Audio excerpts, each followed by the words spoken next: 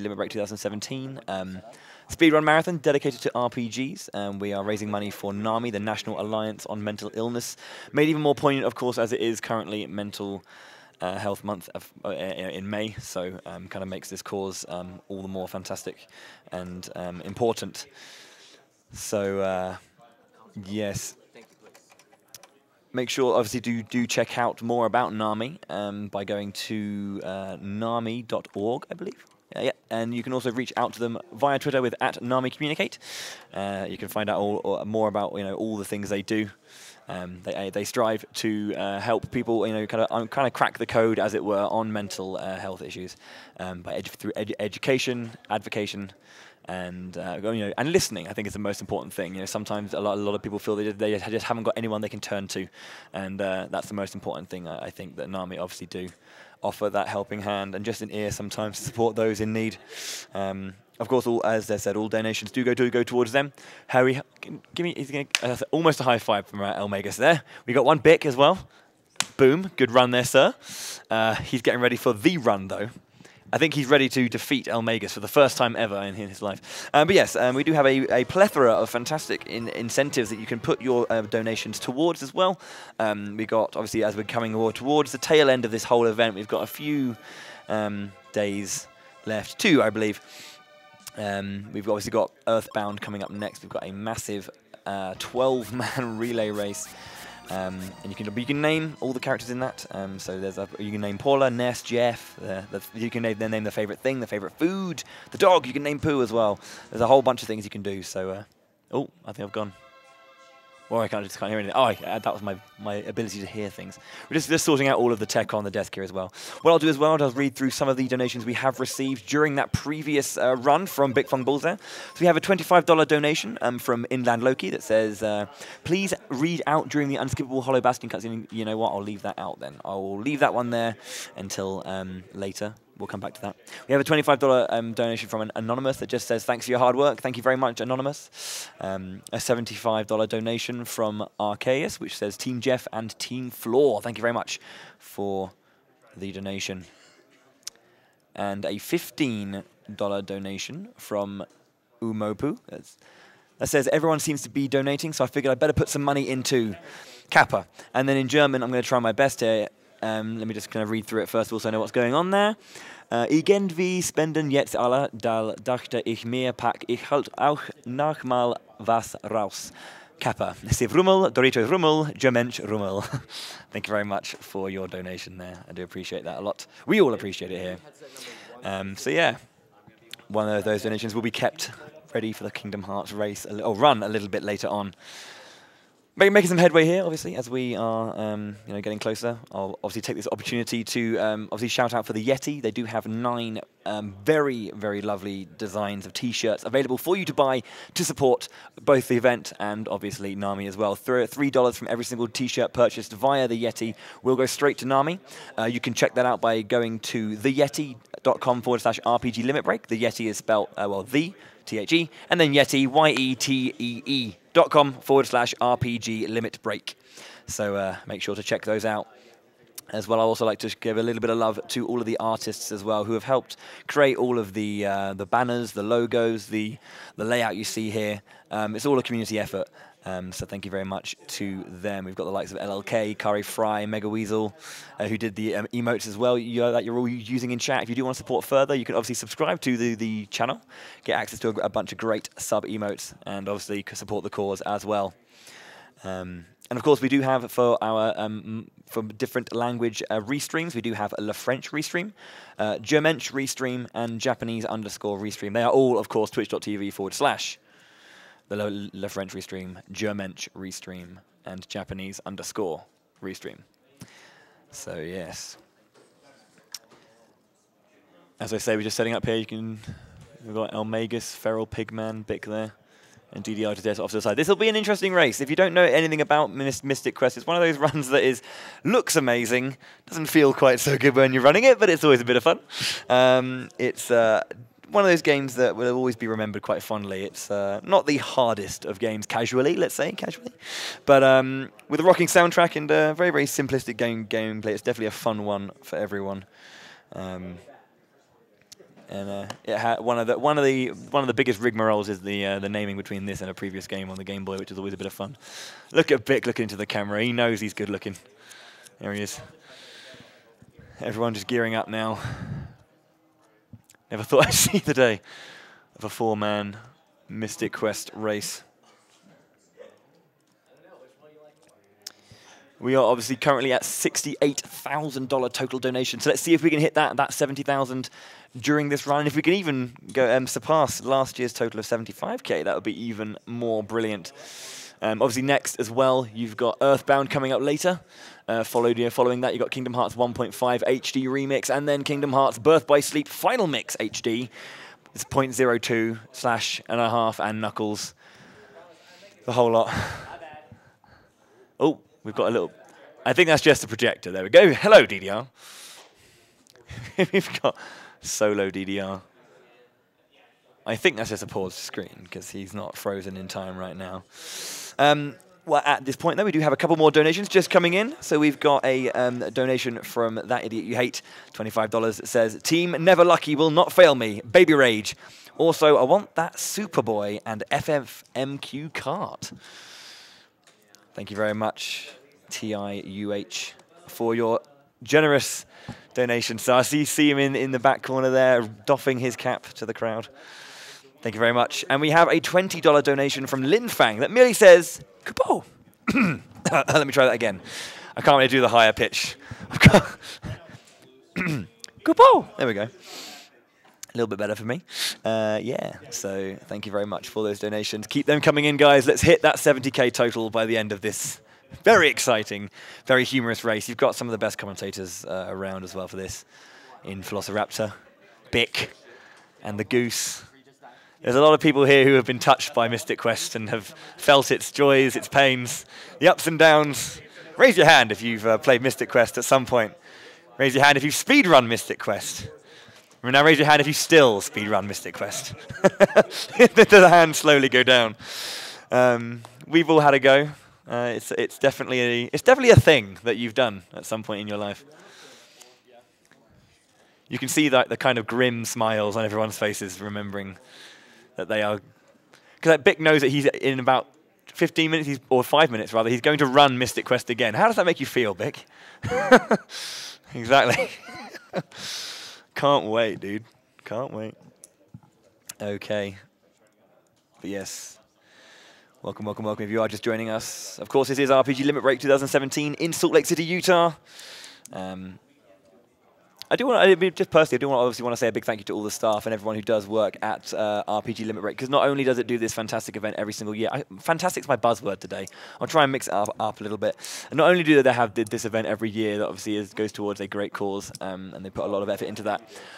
Throughout the year, RPG Limit Break also play host to a lot of community events, and they really support every single community that wants to kind of show their game off and really kind of give their game a chance to breathe as well. So, you know, with the likes of the Final Fantasy Relay, the Breath of Fire Relay that came up as well, the Tri-Ace Relay, you know, they always allow a lot of different communities to have their time and place to kind of show off their runs. Just going through the last final few tech things, and we are live, I believe. Are we live? No, we aren't live. We aren't live yet. I can hear everything, though. That's pretty good. That's pretty exciting. We're almost there. If you can't wait any longer.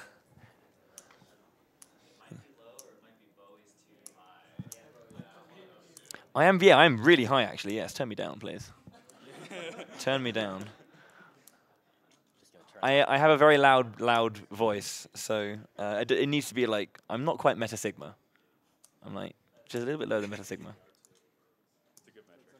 That's a good metric to go by.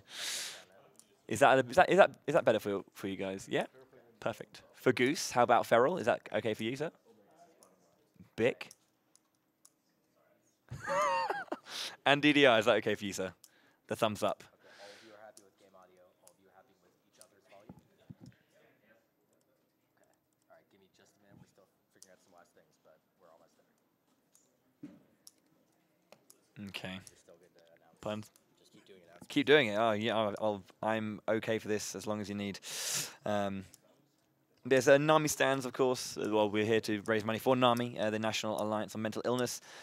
A charity who have brilliantly worked for many, many years towards cracking the code on mental illness. As I say, education and advocation. Is that really a word? I'm not really sure. But yeah, advocating people with, who are struggling with those and kind of helping them get through that. And obviously supporting not only people who do suffer from mental health issues, but also helping the supporters of people like that, because it is obviously important to look after everyone. So make sure you join us at RPG Limit Break in supporting this wonderful cause. If you do need to reach out at all, you can obviously contact NAMI at NAMI Communicate, and you can obviously speak to us at RPG Limit Break, and make sure to use the hashtags Mental Health Month and Stigma Free.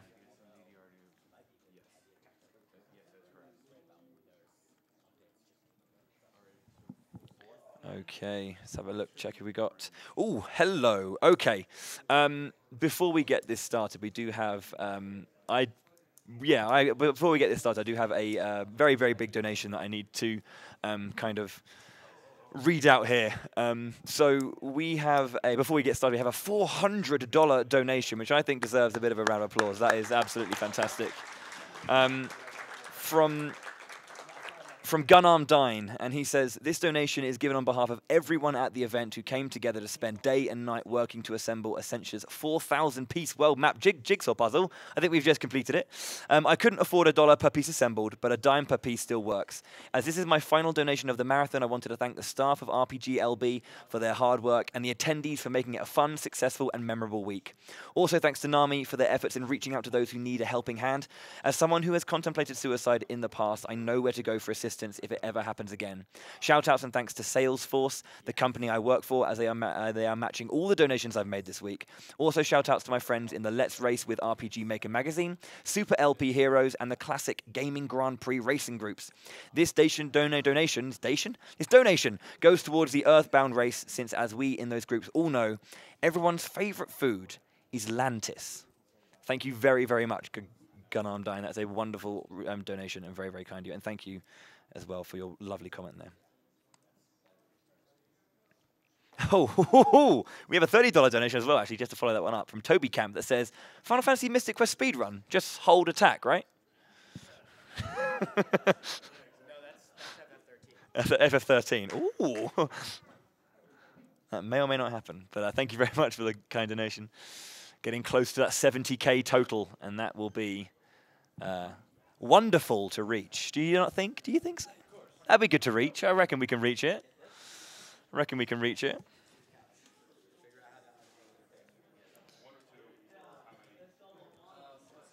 Just kind of cleaning up the last few tech things here. Where's my tea gone? I've forgotten my tea.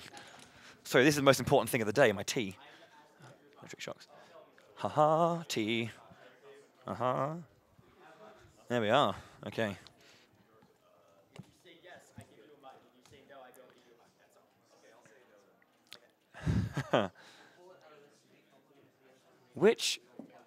Whose music can I hear? It sounds like I'm hearing everything here. I can hear DDR scrolling through the menu. I can hear jumping. I can hear everything. I'm one with the Mystic Quest universe right now.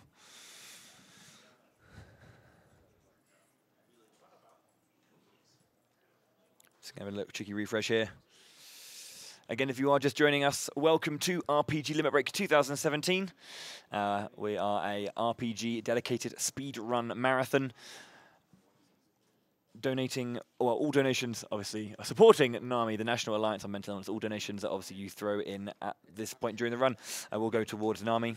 It has been throughout the entire run, not just this point, of course. Obviously, we have a variety of fantastic. I'm going to try. So whenever I say fantastic, someone just kind of shoot me some evil eyes. Yeah, I'm going to try and get rid of that wording. But yes, we have a variety of great, different word, bid incentives that you can kind of throw your things towards, such as naming all the variety of different things you can name in the Earthbound any % glitchless relay race coming up. That's a 12-man relay race. It's going to be quite exciting. You can name things like the favorite food, the favorite thing. You can name Jeff, Ness, Paula, and Pooh, and the dog.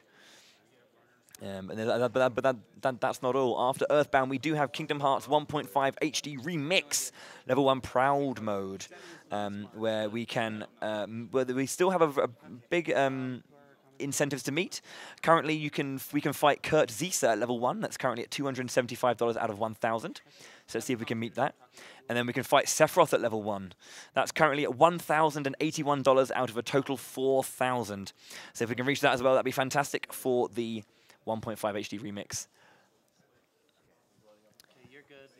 And then we also have the Oathkeeper cutscene glitch, where we can break the Oathkeeper cutscene. That's currently at $115 out of 750. So if you do want to see that a little bit later on, do make sure to get that met. It is a couple of runs away. And of course, there is the character bid war for Kingdom Hearts Birth by Sleep immediately after that, where you can pick between Terra, Ventus, and Aqua. All level 1 critical, of course. If you're a fan of Terra, I think the runner's not too much a fan of Terra, but you know, if you're a fan of Ventus or indeed Aqua, you can get your favorite character donated for.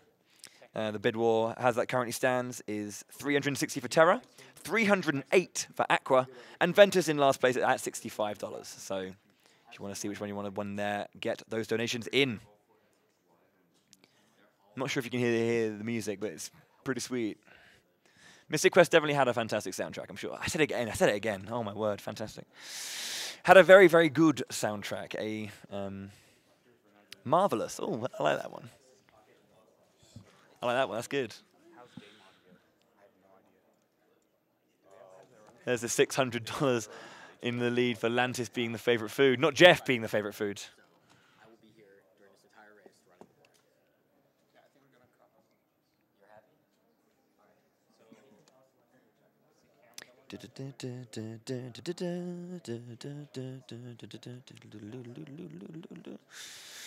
You're gonna have a good time, don't worry. Final Fantasy Mystic Quest is definitely. I just feel like I'm betraying my my continent by saying Final Fantasy Mystic Quest, not Mystic Quest Legend. But you know, I have to. Needs must. Needs must. It's okay. It's okay.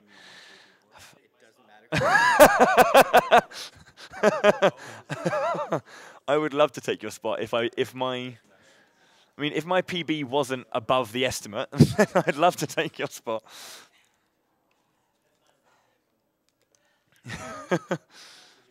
Look, it's lovely, lovely. Are we live then? Okay, so we are live then. All of our players are locked in. Hello, guys. How are you doing? Hello. I'll leave it to you. I will leave it to you. Well, we need names, buddy. Yes, names. Yep. We need names, do we? Have a little look. Let me just name Benjamin. Is everyone going to have the same name, or is it the top 4 names? Top four. Top 4 names we're all going to take. Okay, let me just grab this. Name Benjamin. I'll volunteer for 4. We're going to okay. So who's going to take? We'll just go down the order. I'll Okay. Take, yeah. Okay. Yep. One. We're going to get one final update first of all, and then as soon as we've got the final update, I will be able to give you your names. So we're going to go down in order from Bic, Feral, eLmaGus, and then DDR afterwards. Okay, so in first place, this is yours, Bic. Floor 2.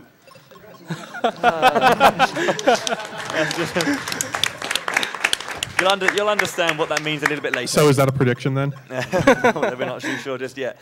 In second place, $60 is Never Lucky. That's FeralPigMan. Then you're thinking. NVR. eLmaGus, your name, which was tied but is below it on the list on my screen right here. Floor 6. Oh dear. And in fourth place, again with $60, but just that fourth one on the list. For DDR, floor 1. Wait, what is this Why for does then? Feral get That's not fair. Okay, so we have our 4 names. Yep. Okay, I'll take it. Well, I'll send it to you guys. Good luck. Yep. Boys. We ready? Good luck, gentlemen. Good luck. I am ready. And have fun. I'm ready. Yep. Yep, ready? You want me to count down? You Okay, want on go, 6 okay? Countdown from floor order. Ready? 3, 2, 1, go.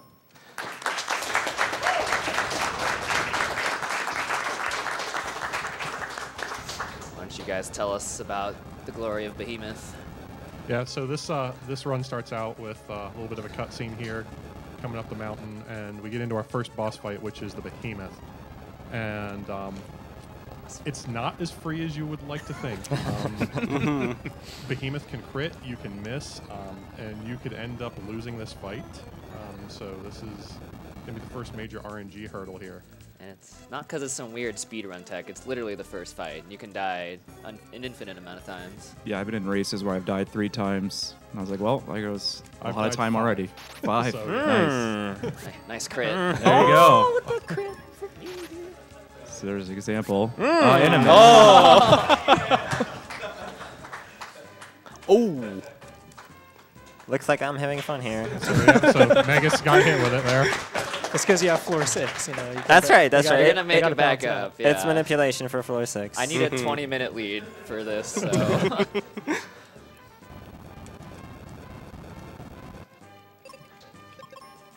So here they're just changing their life indicator and the speed of the battles. Except for me. So you don't have to change the life. It's just preference to see if you had, like, want numbers or just the bars. It's up to you.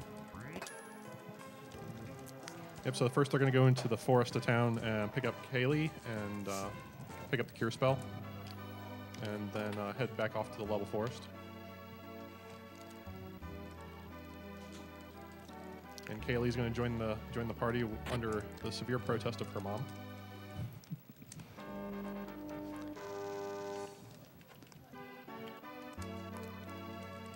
After a few battles here, you'll see one of the many sort of like battle abuses coming up here soon. You'll see what I mean once we get to the Minotaur. So every spell we pick up obviously is for the main character. The companions already come with all the spells they're going to have for the time they're with you. So all items and spells picked up are for the main character.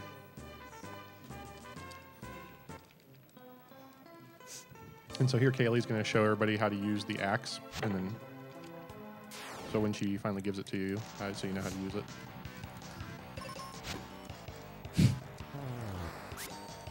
Oh my god. Always lucky. Never lucky.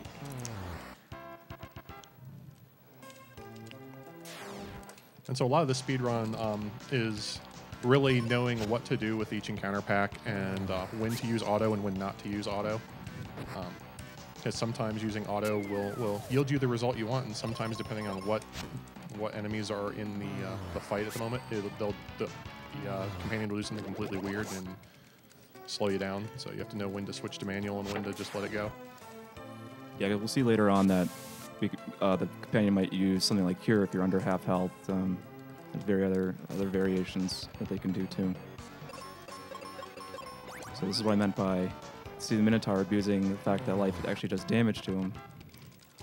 Yep. And so all you do is cast life once and off he goes. And hope it doesn't miss. Yeah.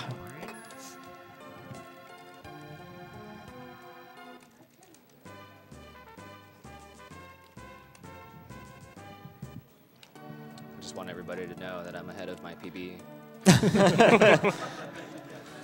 I got crit in my PB. More importantly, you're ahead of world record right now. It's true. So Kaylee, before heading back to town after being poisoned, tells you that this temple has an elixir that she can get healed by, and Tristram here has already taken it and tells you that he'll give it to you if you accompany him to the Bone Dungeon so he can get something that he wants. And so we go ahead and agree to it.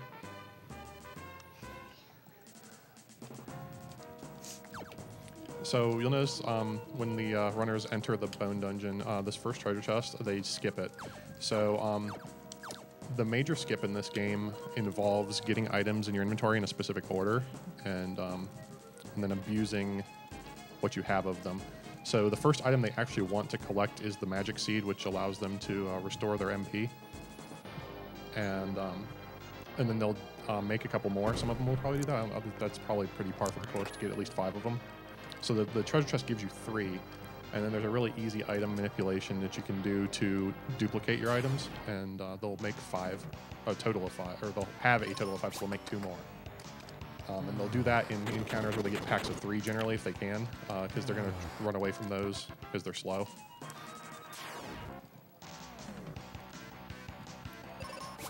This dungeon is pretty straightforward. I mean, you just keep Tristram on auto in the attacks, and then you just use bombs throughout the whole thing. There's not too many variations unless there's 3 in a battle, which these guys are going to run from. I fought the free worms myself, though. I mean, you can get ones also, and they'll go faster, but we might worry about experience later. So you see Not Dick's a getting lot. trolled by the triple skeletons here. Running That's away why to I a fought better the free encounter pack. worms for, So for the every EXP. time- Yeah. Every time you enter a battle, the amount of enemies you get is random. So you can get, and especially in this dungeon, you can get anywhere from like 1 to 3. And so if you get 3, you can run away and re-engage the fight, and you might get a different result. And that's what they'll be trying to do. That's one of the neat things about this run too, is that there's different packs of enemies that you encounter, and you have to do different, I guess, techniques to get rid of them throughout the run. It's really cool actually, like seeing all the different combat styles. It's not just holding A, so it's pretty cool. Gorgon can go first, which is a little scary. Just quickly, is it possible to get a roll call from the couch and runners just so people know exactly who's who quickly? Alright, I'll start. My name is someDDRnoob. I'm eLmaGus. FeralPigMan. I'm bichphuongballz. I'm Velociraptor 42. And I'm Opus. Ian Opus. So just a little bit ago, the Tristram sold the runners the bombs, and now they can use the bombs in the fight. Or there's parts of the dungeon that you can use the bombs on to explode to get farther along. Some of the bones, the faces of these skulls, you can open them up with the bomb like DDR just did. So, I mean, this game did some cool stuff like that, where you can use the weapons you use in battle in the overworld screens to affect the stage in some way.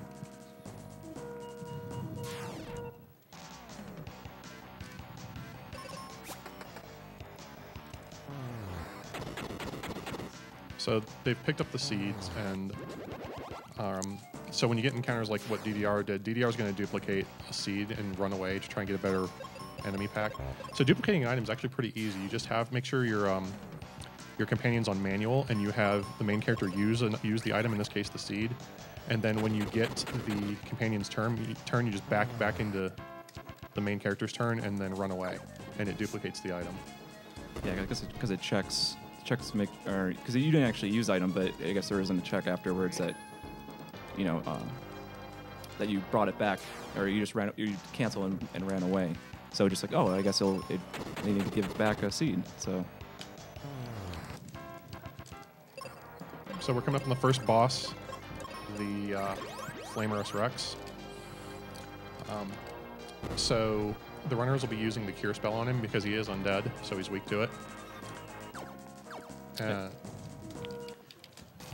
then we'll be using life from Tristram as kind of like their heal instead, since the cures will be going to Flamerous. and they're going to want to use life when Tristram's at half health, or whenever Benjamin dies.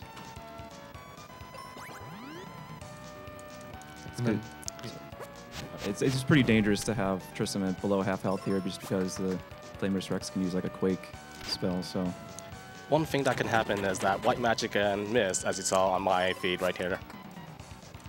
Yeah, so the cure spells can miss and do frequently.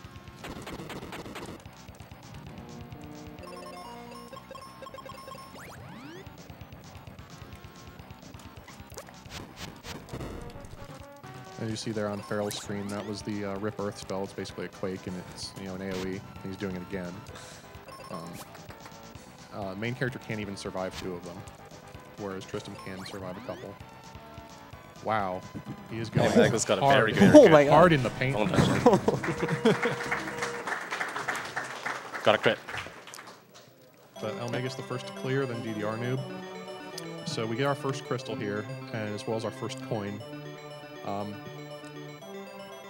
Tristram picks up the Dragon Claw, and then gives you the elixir.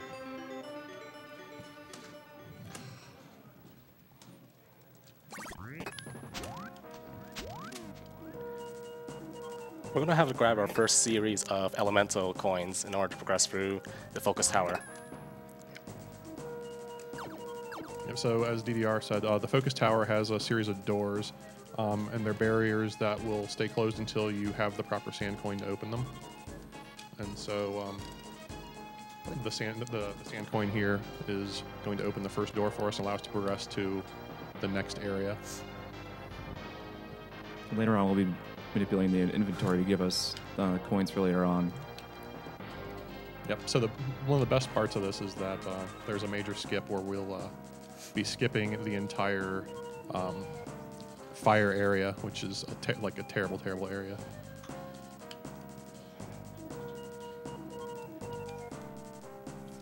Nice. As our players make their way out of Bone Dungeon, do we have time for a few donations at all? Yep. Yeah, sure. Yeah, excellent. Well, we have a $20 donation from Kabahi with no comment. Thank you very much, Kabahi, for that. We have a $40 donation from DeWolf saying 1 penny for every piece in Limit Break's favorite thing, puzzles. Thank you very much indeed.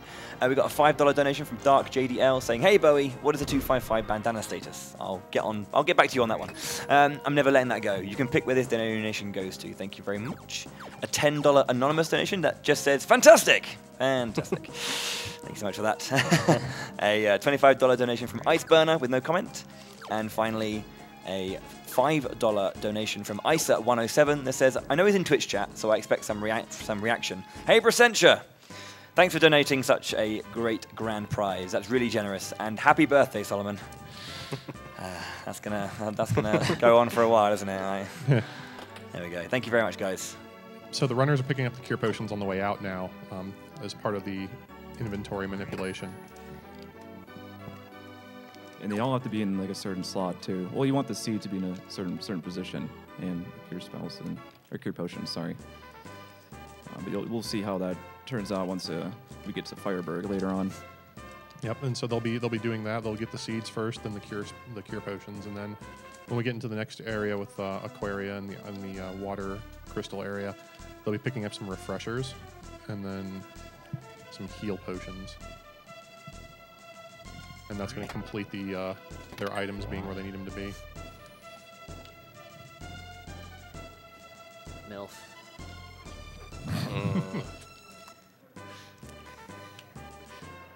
So basically, you give the elixir to Kaylee, and she stays in bed but tells you to go to the focus tower and talk to Spencer in Aquaria.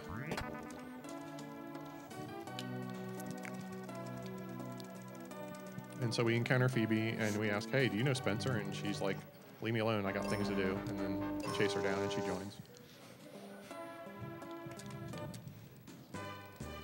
Yeah, coming up here, we'll be seeing some of the different enemy formations that you have to actually manage in different ways, other than just attacking and keeping someone on auto.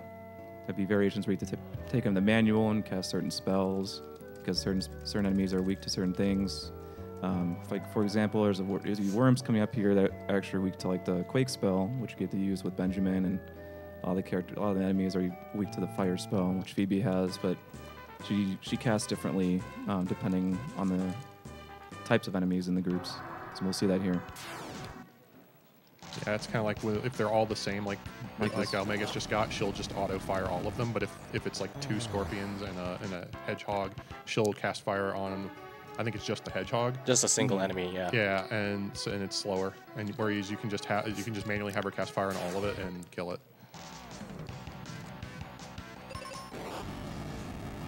Some bad formations we will opt to duplicate a seed if we haven't done so already.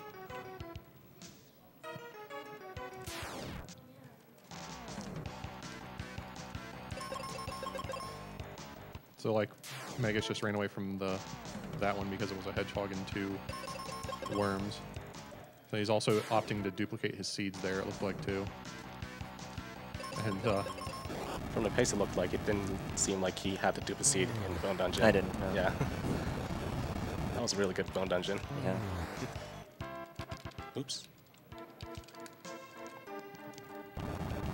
So now we take a nice little tumble down the wall, and Phoebe catches herself, and it's like, "Hey, I got this claw. You can use this to climb the walls," and then gives it to you. And now she's got a better weapon, really. The bow does a lot more damage for her. And what's nice about the bow too later on is that it's gonna be able to crit, and we'll be able to see that on bosses coming up soon.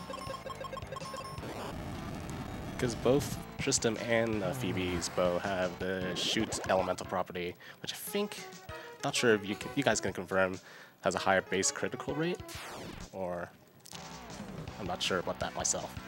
But seems to be. They seem to crit more Yeah, often. crit more often, yeah. but There's no signs around that, really.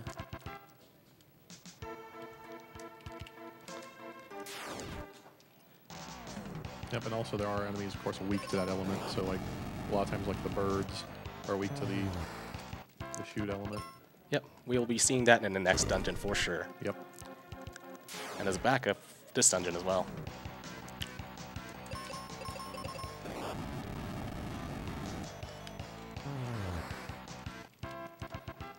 And what's also nice is a lot of the weapons have different properties that the runners can abuse. Like the claws give a bonus to the main character's magic. So when they're going to be spamming magic spells with him, they'll generally have the claw as the primary equipped weapon in the fight. And I believe the sword increases speed, is it, or attack? Yeah, Speed. Yeah, Yeah, The speed. although second it's, version yeah, is- the Knight Sword, which we'll be picking up in the next, the dungeon after the next one. So right now our weapons don't do anything. A little later.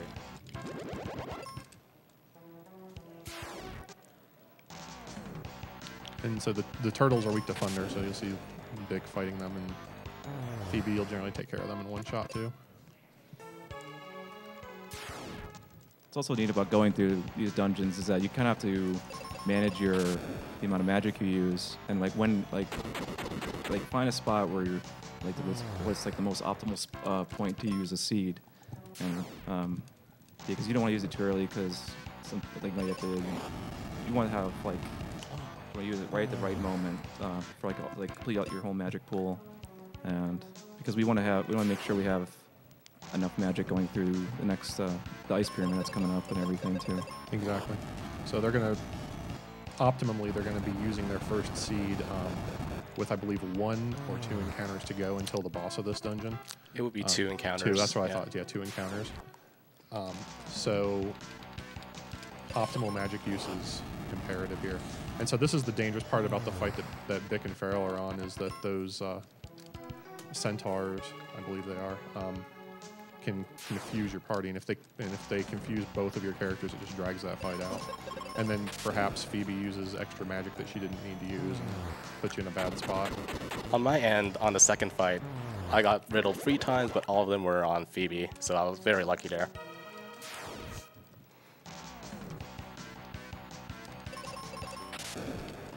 But generally a thunder and a bomb will kill them, so when you can get the jump on them like Feral did, it's pretty nice.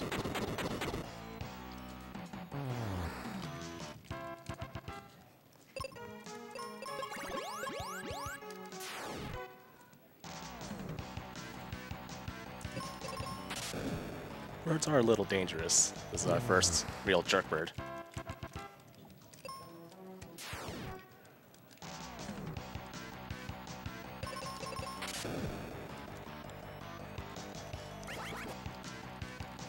So I think DDR is coming up on the point where he's going to be using the seed. Ooh.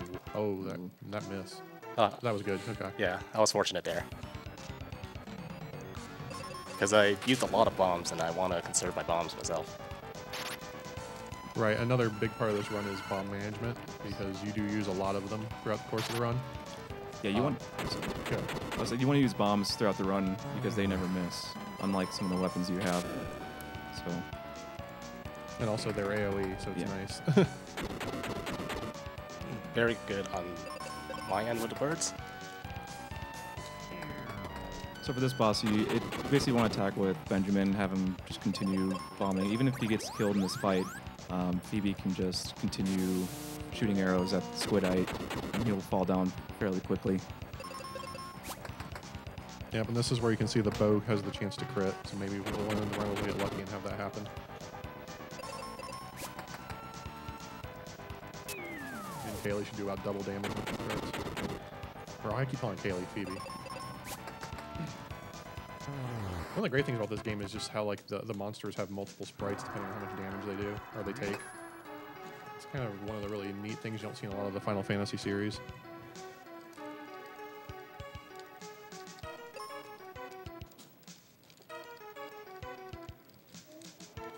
So you get the Liber Crust, which will allow you to use the Liber tile in the temple where we found Phoebe. Yeah, and the crests, yeah, they just allow you to warp to different points in the world. We'll see that in a bit. I got the swag kill where the squid killed himself with the drain. That is awesome.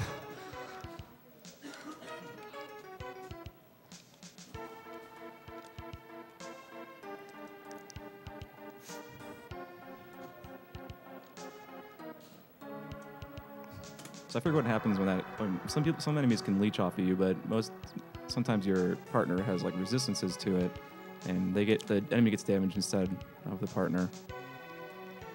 We should probably explain what the resistance glitch is, because we are using it for all of our runs here. Yeah, it's basically unavoidable unless you have a clean cartridge. For whatever reason, if you load a save and it happens to have the end game partner, and then you reset and start a new game, your partner, regardless of who it is, will end up having some of that end game partner's stats, specifically their resistances and a lot of their speed as well. So what that does is that in some cases makes them stronger against some of the stuff that bosses are going to be doing. And then in a lot of cases makes them faster than the bosses, which is probably one of the most important things. Right, and one of the resistances I think that crosses over is the drain resistance that Opus was talking about. So rather than the boss draining HP from the companion, the boss will actually lose HP, basically drain himself to the companion and lose HP.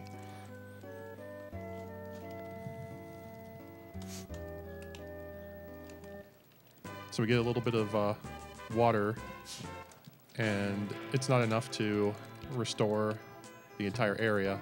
There's just that one plant in the town, so now we decide to go to the ice pyramid to check out what's there. So then we have this little dungeon here, this little mini dungeon. So there's a method you're supposed to take to get through this, but the runners are going to position those blocks that they're pushing around in such a way that they're going to skip about half of this dungeon. And get to the boss pretty quickly.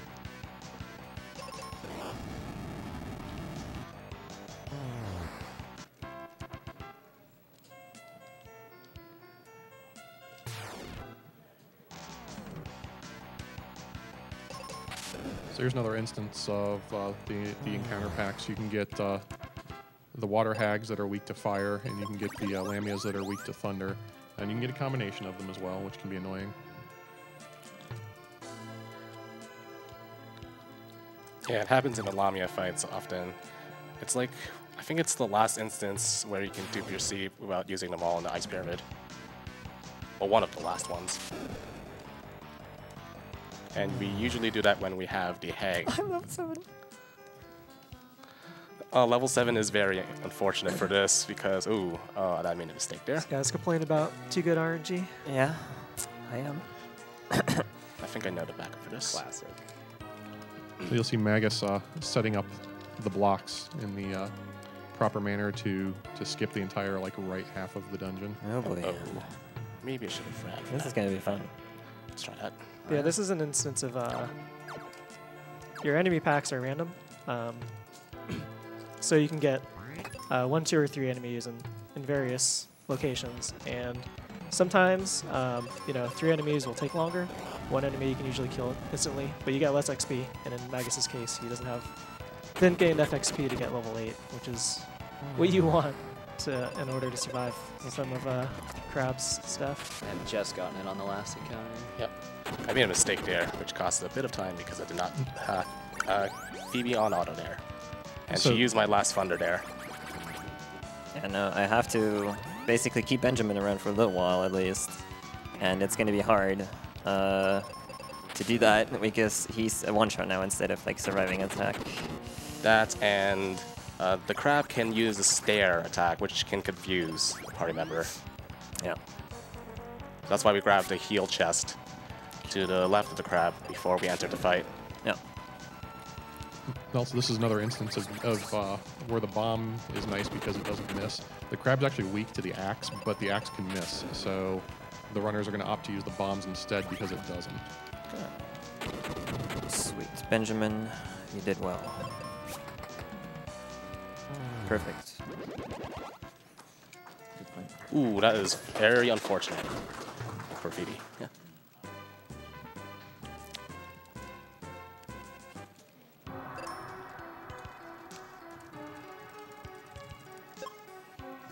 Do we have time for just a couple of donations as we enter the ice pyramid at all? Sure. Yeah, Yep. Sure. Okay, just make sure. Excellent, thank you. We have a $25 anonymous donation just saying, I wish you all bad luck. This way the race will go on even longer and the awesome soundtrack to the game will keep going. Thank you very much indeed. I'm sure the runners are going to enjoy that one. We have a $10 donation from Shadow Killer that says, hey guys, good luck with the race. Hopefully you don't get trolled too hard. Magus Floor 2. If we have any Magus Floor 2s, do make sure to throw those out into the chat for us, guys. We have a $5 donation from Caramel Man, who says, God, I totally didn't know you could run through the wall in the ice cave. And then finally a $30 donation from Snez today saying, smashing! Thank you very much, guys, for your generous donations. Keep them coming in. Let's see if we can reach that 70k total before the end of this race. And we saw in the beginning of this ice pyramid that they picked up the refreshers. That's important for, again, there's could be that major skip happening later with some item manipulation.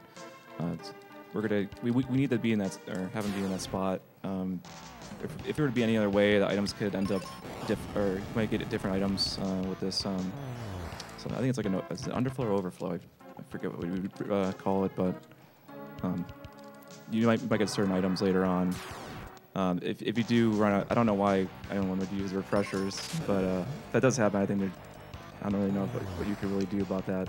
So you just got to make sure you don't use those items that are in your inventory at this moment, such as like cure potions, heal potions, and refreshers. Right. And so it may appear that they're actually getting random encounters for the first time in this game, but it's not. The enemies are just invisible. There's an item in this dungeon called the Mirror that will allow you to see the enemy packs once you get it, but getting to it, it's slow, so we're not going to do that. Yeah, it's on the right side of when we enter the ice pyramid. We went to the left side.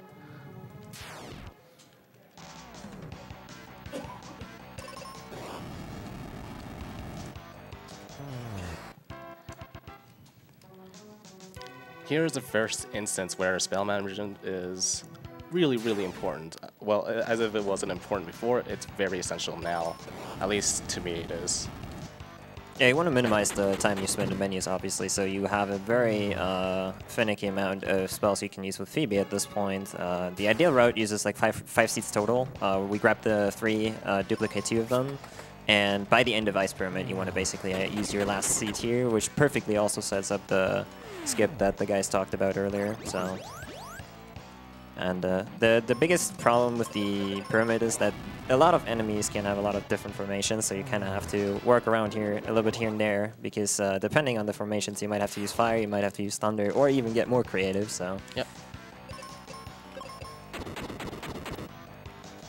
Or you get lucky and like eLmaGus just got that counter pack. The little eye monsters are weak to the bombs, so if you just get 2 of them, it's pretty nice. You don't have to waste any magic. nice. Or the bow can miss. Yeah. Here I saved both my thunder spells because the first 2 mage formations you can have a Lamia on them. I got the mages myself, so I was able to save 2 thunder spells there.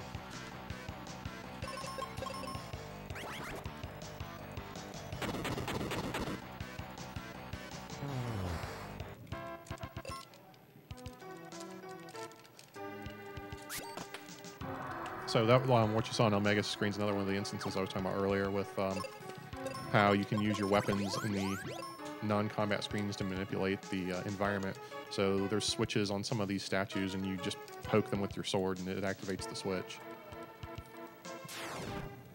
And that's like one of the minor optimizations you can have at the higher levels, is just remembering at what points in battle, after battles or after transitions, should you be switching your weapons so you don't have to sit there and change them while you're not moving. 'Cause you can do that during transitions. It's a minimal time saves like that. Speaking of optimizations, it's also the menuing in this game is really quick. You can actually be too fast with menuing as well. But, That's what happened for me in the waterfall. Yeah. If you select something, you might select something too fast, and you might give it the last used thing or the last selected thing right before the one they actually used. But you can save a lot of time just optimizing your menuing in this game.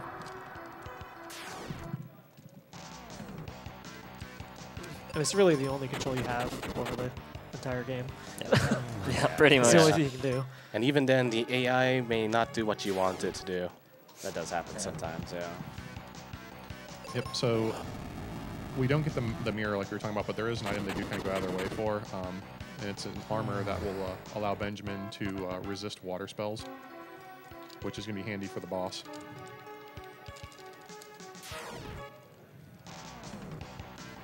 Yeah, the Ice Calm can be pretty nasty with the spells that he uses.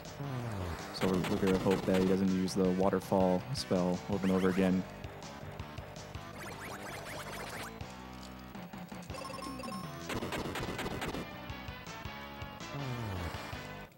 What we're looking for is hopefully getting level 10 by the end of the last desert hag formation. Wonder why I didn't get it. It's not guaranteed that you'll get level 10 at that fight. It all depends on formation, so Absolutely. I've been getting a lot of double formations myself. yeah, same here. And I was already level 7 at Crab, so Yeah. Very sorry. So ideally, level-wise, you will want to be level 11 at the end of the very last fight before the Ice Golem, because Benjamin will have 440 HP, and which will allow him to survive free of the drain spells from full HP. So you can pretty much try to go risky and finish him off if that's viable, if he's at low enough HP. So these Sphinxes can confuse as well, so they can be pretty dangerous. oh no. And so eLmaGus just picked up the heal potions, which puts them in the 4th slot in the inventory, which is what we want for the glitch.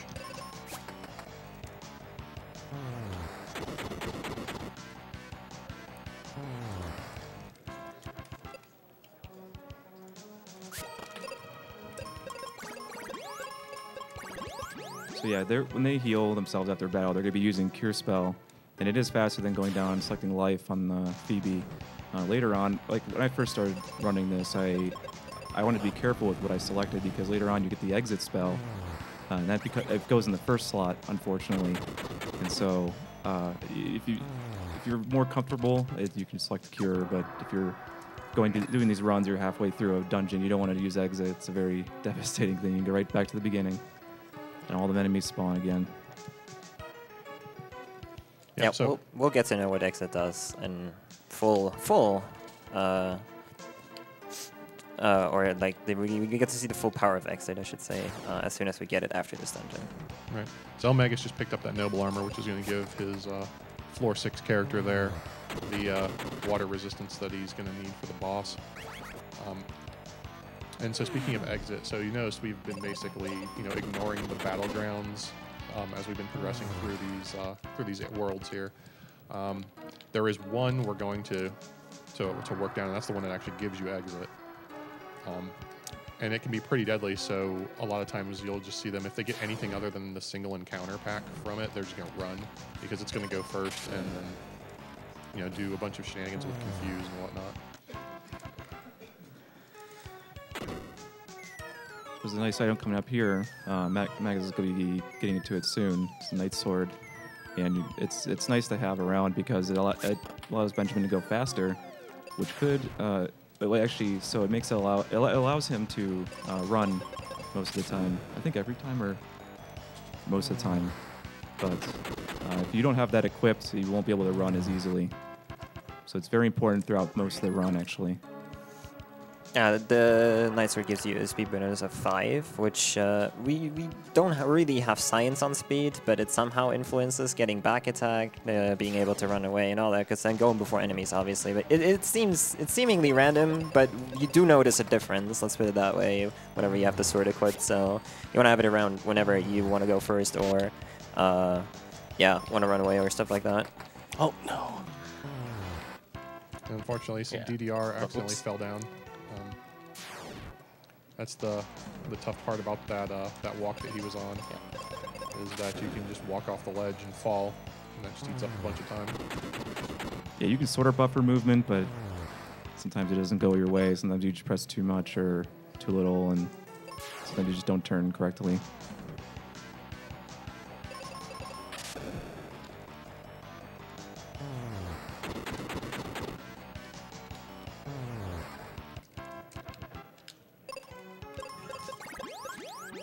So, you know, eLmaGus has no more seeds. That is by design to perform the glitch. Yeah, he wants that slot empty because he's going to be buying 0 of them, and we'll get to that once we go to Fireberg versus Ice Golem.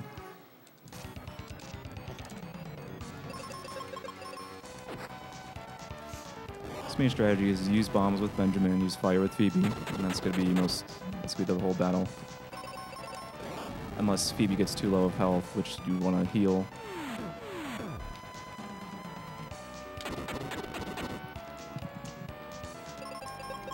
Yeah, because especially if he starts to do waterfall, waterfall's a drain mechanic, so he's going to start healing himself. We don't want to see a whole lot of that.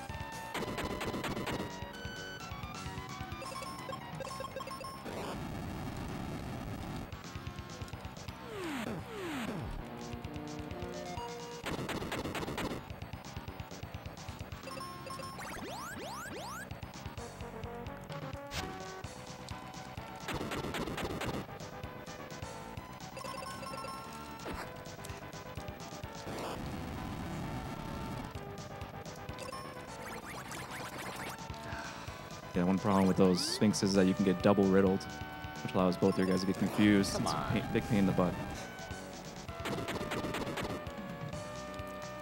Sometimes they'll, like for me, I got riddled twice, but they both riddled Phoebe. Like this time I got double Phoebe riddled also. So that's not that bad, because Benjamin still kills them with bombs, but as I see when Benjamin gets confused, it can be bad, as you saw on big screen. So eLmaGus got the Ice Golem down. He'll be picking up the coin here and then heading on his way. Yeah, you want to hope for the... I forget if it's like the singing that he does, it makes you fall asleep. You want to hope for that because it doesn't do anything to Phoebe. So yeah, waterfalls are not good, and the I guess the music, whatever he does, is preferable. Phoebe's immune to sleep, so naturally you want that. Normally, he uses that frequently before he falls below a half HP. After that, when waterfall comes As you see on my screen here, he usually starts using waterfall a lot more. At around half HP mark or so. No. And that skill's especially dangerous if Benjamin dies, and then the golem goes faster than Phoebe. Like it's an AoE attack, but if it's on one character, it gets a little bit more powerful. So instead of like doing 280 damage, it will do over 300 to Phoebe. So you have to be really careful with that. Yep, so eLmaGus having to take the long, boring walk out of the Ice Pyramid, which will never have to happen again once we get exit. Nah, I got 3 screens to watch here, so I'm good. It's not boring.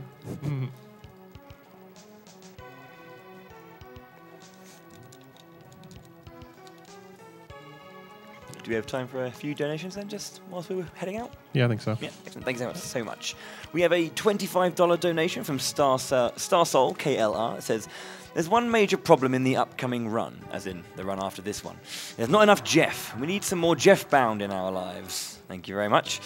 We have a $50.37 donation. It says, Nami is a good cause. I'm happy to support them. I'm bidding to name Paula Zelda because I can't stop playing Breath of the Wild. Funny that. It's almost like it's a good game. We have a $1 anonymous donation, making almost a bit of a It was at 0-0, then it became 0-1. Then we have a $5 donation from Fox as well. It said, had to donate during the favourite game of my childhood, which I only got to complete several years later, as my friend stole my copy when I was 10 years old, which I then got back over 8 years later when I chanced across it in a charity shop, complete with my original save. So, Wow, that's crazy. So I hope the runners have just as much luck as I did when it comes to this game, especially in Pazuzu's Tower. I think very wonderfully, kind of lovingly named Kapazuzu. Yep, so eLmaGus is doing the battleground to get to the exit spell now. And so what we're hoping for is just the one squid. So this fight can also surprise attack you. And so if it's the squid and the Sphinx will immediately riddle you. And so you basically just run away from it because there's no point. And the bombs will OHKO the squid anyway. So it's pretty fast if you just get squids. And it looks like I think eLmaGus only got one bad fight so far. One bad fight so far, so he's doing pretty good. I'm getting Black Knights a lot, though. Yeah, And wow. unfortunately, when going fighting through the ice column, there's one of the worst things that could happen to you is going through a battle and then having your partner die because Benjamin has no way to revive them, and you just kind of have to go through the battle with your I guess just with your tail between your legs, sort of thing, and just wait for the battle to be over, for you to die in the battle. It's really unfortunate, but hopefully luck gets better his way. So We're seeing the waves of Sphinxes in eLmaGus now. So another thing you want to keep track of, as far as we always talk about how item management's important. You want to leave the ice pyramid with at least 10 bombs for this grind for exit. I keep getting attacked. But thankfully, there's 10 bombs in a chest on the way out. So I grabbed extra, as you saw over my feed right here. Yeah, I'll be grabbing extra too. I have enough, but you never know. Nice. Okay, I had 3 bad ones. That's pretty average. 3 of 4 is pretty average. Virginia, who's at home watching right now, 13 is average, but... That's amazing. It's true. Shout out to Jenya.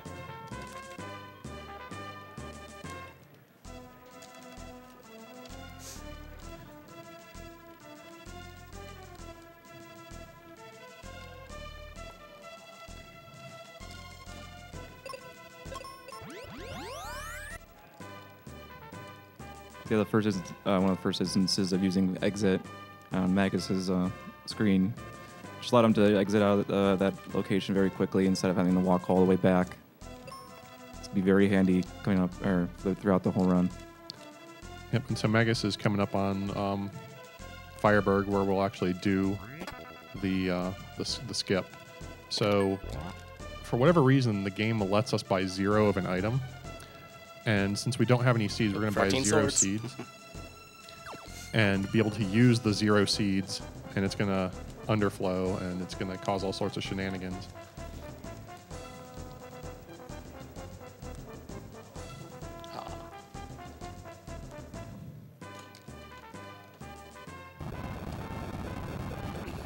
The only problem is that this area, Fireberg area, has really awesome music. Yeah, Lava Dome is cool track in it. There's some good stuff there too. The life spell, the white spell. Life. Back in the day when you can actually revive your companion. Man. But as great as those are, obviously it's way shorter to not do the places at all. So. And then eLmaGus buys 19 cure potions, which does some more shenanigans. And now he's got some crests, and he's got like a metric ton of the fire coin and all sorts of things. So now we just go and skip to the wind area. Because we have the fire coin, we can just use it, and voila. But the side effect is because we did not beat the fire area and the fire boss, the wind area is still covered in smoke or fog or whatever, and you just basically have to know where you're going.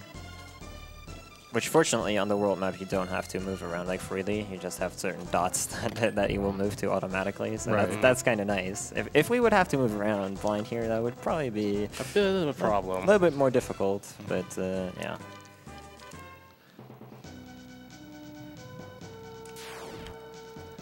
Yeah. This is one of the instances where you would want to keep your sword out because you're going to need to run after from this battle. This mummy is very dangerous with your level currently.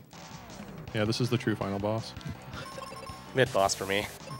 And this one of the things that could keep putting you to sleep, but we wanted him to hit you so you could cast exit. Another thing you can do is poison, which Benjamin is immune to at this point. Yeah, you can put you to sleep and then just look at you for a while. Or you can petrify you 50 billion times. It's a pretty fun fight. Yeah, I've done a run of it where I've gotten to that point, but I forgot to heal prior, so I got hit. I just died, and I was like, well, I guess I can never win this fight. It's one of those nice things you learn when you start running this. I mean, yeah, it's hard to game over in this game, but that's one of the instances where it's just like, well, It's a very tough thing to survive on if you have low HP and entering a fight. So coming through here with Tristan is a little bit on the not fun side because there aren't his ninja stars. A lot of things resist them in here, so a lot of the heavy lifting in the fights here when we have Tristram is with Benjamin using the exit spell just to get rid of things. yeah, most of the time Tristram can kill the ghosts, but he won't be able to kill the mummies. power drain. I believe in Tristan. Same. Sometimes he can't, so That's just a like that. mistake. I think he took an attack down though. I think is what Oh, happened. right, yeah, you got the Yeah, attack he down. did take that down. Okay. Which you can use the refreshers for because they can skewer status downs. Yeah. That is true.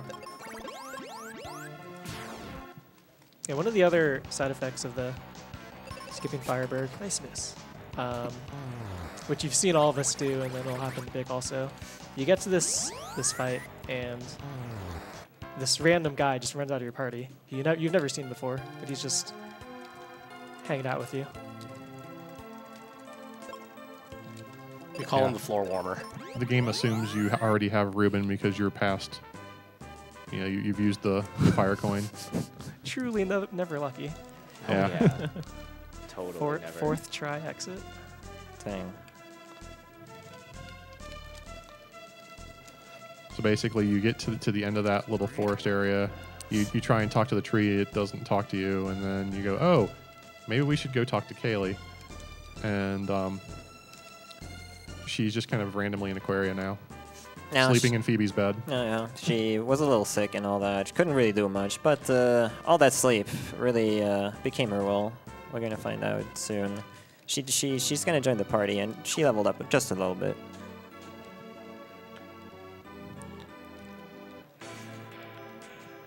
But beforehand, we're going to actually go talk to Spencer. Yeah. So very important that we do that. We're going to get an item here that is crucial to finishing the game. Tristan is going to leave the party and give us the Dragon Claw, which we actually found in Bone Dungeon. But Tristan took it instead. Yep. The Dragon Claw is kind of like a grappling hook. You know, every weapon type you have has basically three upgrades, or like you have the basic one and then 2 upgrades to that. Dragon Claw is the final claw weapon. Like I said, basically works like a hook shot, so you can hook over to certain things that you can't reach otherwise, and you need it in the next dungeon in order to proceed. The added bonus to claw-type weapons is that they increase the damage you do with magic. They give you a magic boost, so that's very, very handy actually in a few situations here and there. Yep, and so we do that to get, like eLmaGus said, to get Tristan to leave, and then we can get Kaylee to join the party and progress. Which, as I said, she's kind of just randomly sleeping in Phoebe's bed right now.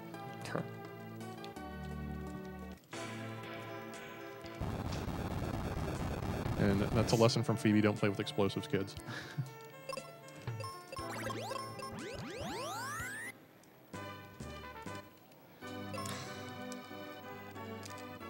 Ooh, Tristram arrow. Yep. Uh-oh.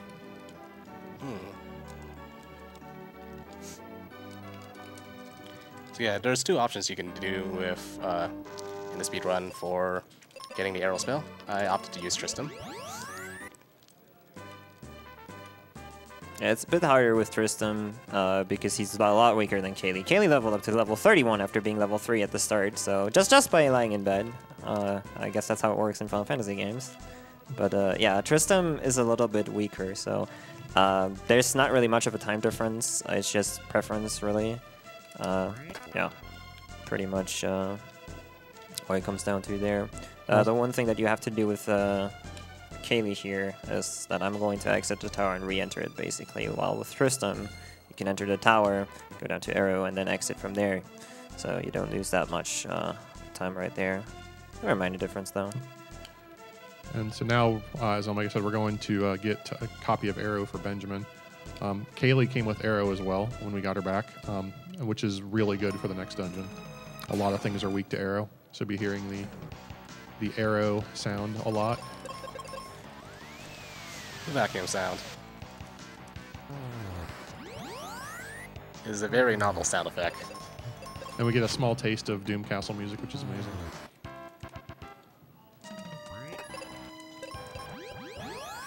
So one downside of using exit on the enemies is that you don't get experience after using it on them. So later on, this is actually where the claw becomes handy, is that it gives you additional magic. If we're under-leveled for after the tree, we will have to switch to the claw to do better Enough damage. magic damage, yeah. But if not, if you're the right level, I think it was 16. Or Yeah, 16 after the upcoming boss in the tree. Yeah, so you can just switch to sword instead. A little unfortunate luck happening in an eLmaGus' side there. Rip Deathless. You died against Behemoth. True. Yeah, this is another one of the things with the encounter packs. Two of something Kaylee can generally one-shot with Arrow, but when there's 3, you need Arrow from both of them in order to wipe the enemies out. Yep.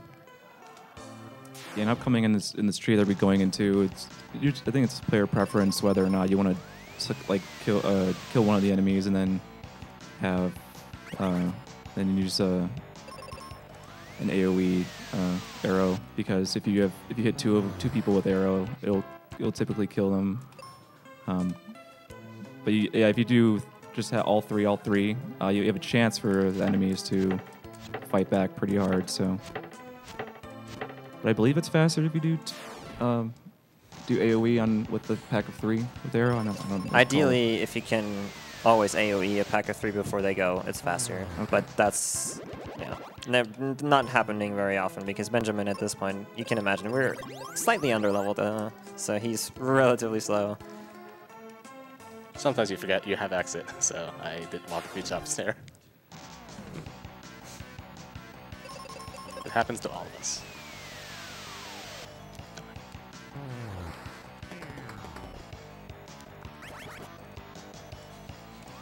So one of the really great things about this game is it kind of really doesn't matter if Benjamin dies, even if he's dead when you finish a fight. If he's going to level up, he'll level up anyway.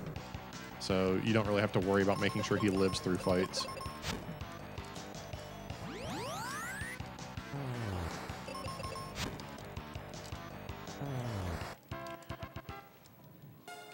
Not to mention that anybody who's dead at the end of the fight will be back to life when the fight's over. So you don't Apparently have to grab arrow again.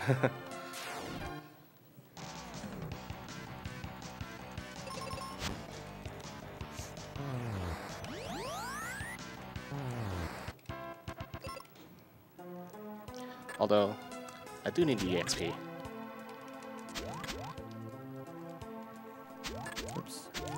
Whoops. Yeah, if you forget to grab arrow, Yeah. that's Well, arrow is really yeah. useful for the rest of the game. Yeah. Although, the nice thing about this is you only have to fight one enemy. Yeah, just a lot of walking, basically.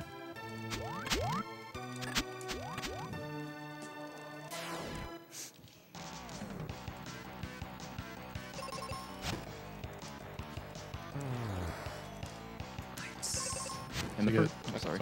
As I say, you see a application there of exit missing, which it's prone to doing from time to time on eLmaGus' screen. first section of the tree is pretty easy, since those live oaks are weak to like the axe and everything. And these for these scorpion guys. They're pretty easy to take care of. Later on, there's going to be these oozes, and they're resistant to magic. You have to take care of them a little bit differently, especially when it's a mixed pack with like an ooze and 2 of those worm characters.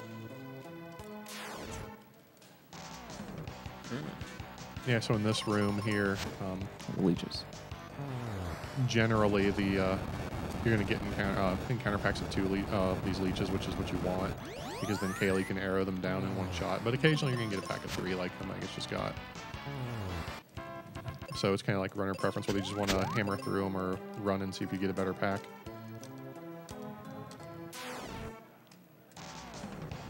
Wow. Isn't this supposed to be like 50-50? Supposedly it's 75%. Or to get 75-25? Supposedly. I opt to run from triple worms, at least for this lore right there. Oh, that's fine. It's more XP. I need that, actually.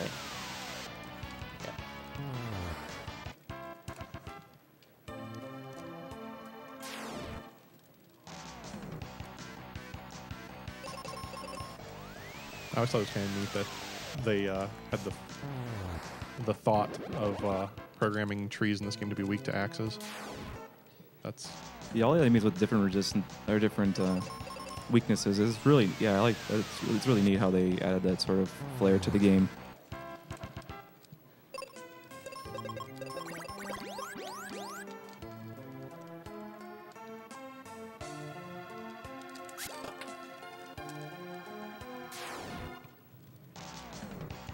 Classic. so eLmaGus just got the Oozes, encounter pack yes. that kind of sucks. Getting the 1 ooze with the 2 leeches. I'm not a fan of early oozes in the tree. I'm not a fan either, but I'm just gonna crit. That's all good. That works too. So yeah, the reason I tried to attack the ooze with the Dragon Claw, oozes have a spell shield. They will reflect magic naturally, so you can't just cast arrow because it will just fall back on you. The Dragon Claw has a very, very nifty property though, and will inflict basically every status effect you can think of. Oozes are also weak to petrify, so what can happen whenever you attack with the Dragon Claw is that you can petrify them immediately and killing them off. Which is very, very handy. And one of the only ways to get rid of them immediately, basically. They are weak to bombs, but since we did not go to Fireberg like exploring at all, we missed out on the 3rd bomb upgrade, which would be pretty good against them. The bomb upgrade we have right now doesn't quite cut it at this point. We will be grabbing the 3rd bomb upgrade later, as we will need it to complete the game. Yeah. Ooh. Yeah, and actually in one of those ooze packs that eLmaGus got, saw the instance of the drain resistance carryover from endgame Phoebe, as the ooze tried to drain Kaylee and then took damage and gave Kaylee a few hundred health back. Yeah, that's one thing you get to hope for. I think it sucks when you get the ooze, but when it drains Kaylee, oh, okay, that's actually kind of nice. Yeah, Ooze's draining Kaylee is really nice because she can't one-shot him when she attacks, but if she attacks him and then they drain her, then it kills him. So it basically cuts out on an entire turn. That happens. So one of the nice things we probably didn't really touch on as part of the inventory manipulation to skip Fireberg, when the runners bought 0 seeds and then used it, it underflowed their seed count to basically, I think, 255 or something like that. Yeah, I think so. So they basically have all the seeds they need for the rest of the game. They don't really have to worry And about extra, what magic yeah. they use. They can just use magic with impunity and then use seeds to recover. Yeah, it doesn't take long to refresh your magic anyway. Same with curing, but over time it does add up if you have to cure after each battle. But it's not too bad.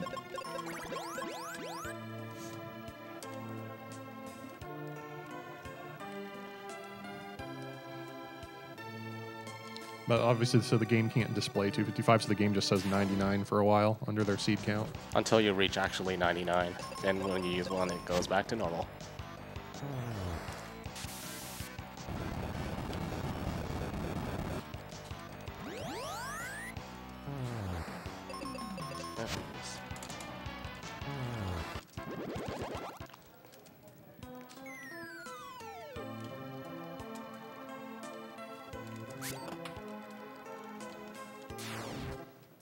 So Feral got the lucky 2 leech pack in the later room. It's pretty nice.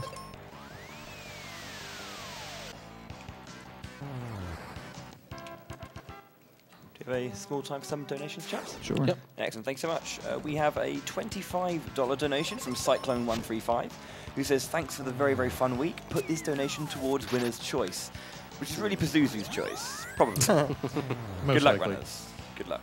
Thank you very much, Cyclone. We have a $20 donation from Taust, who says, watching you guys wreck one of my childhood favorite games brings back so many fond memories. Listening to this soundtrack again just brings a smile to my face. Thank you for doing this for such a great cause, and good luck to all the runners. Thank you very much indeed. And we finally have a $50 donation from Finn that says, had to donate for the game that got me into RPGs to begin with. Funny, I actually kind of the point in that run, I believe. Best of luck to the runners, and take down the Dark King with the power of healthcare. Money goes to runner's choice, which is all 4, so we'll split that $12.50 between all of you later on.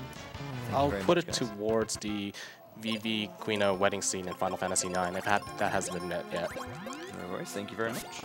Just as a reminder as well, guys, that after this incredible run, we will be having Earthbound, so you do have an incentive to name all the things in Earthbound. You can name the favorite thing, favorite food, all the characters, Paula, Ness, Pooh, and Jeff, I think? Yes. Jeff, it is Jeff. There was one actual Jeff, that is correct. And the dog as well. So if you want to name those, please get those donations in before the end of this run, or before the start of the next run, rather. But yes, indeed. Keep enjoying, and let's see if we can hit that 70k mark by the end of this run. We know we can do it. Let's go.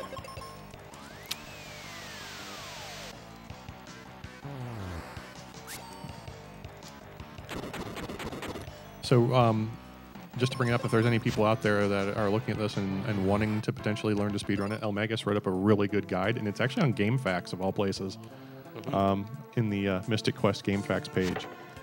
It's a speedrunning guide there, and it's very well done. It's how I learned to run it. A few of us are learning this game as we speak. There's a couple people here that do their 12-hour challenges right now. I think it's a lot of people from the Earthbound community. Yeah. Shout outs to them, as they'll be doing the relay next after Mystic Quest. They're learning this game right now before they're really. It's pretty cool.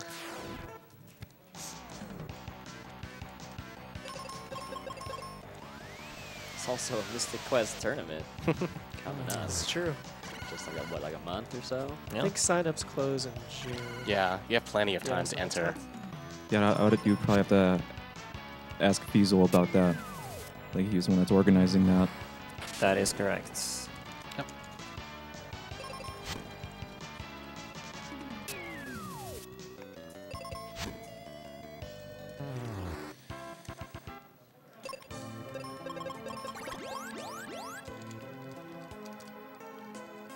We've also been, for the past several months now, racing this game every Monday. Mystic Mondays. Mystic Monday. Couldn't quite get the slot for here, but I'm sure people will keep doing that after today.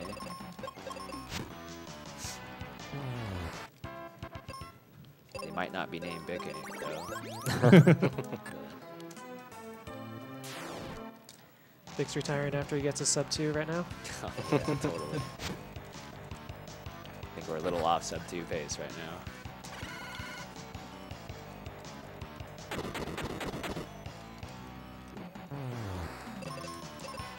So, Bo, if you have any more donations, probably be a good time. We currently don't have any donations right now, but obviously we do have a variety of different bid incentives that you can put any donations towards if you are going to donate.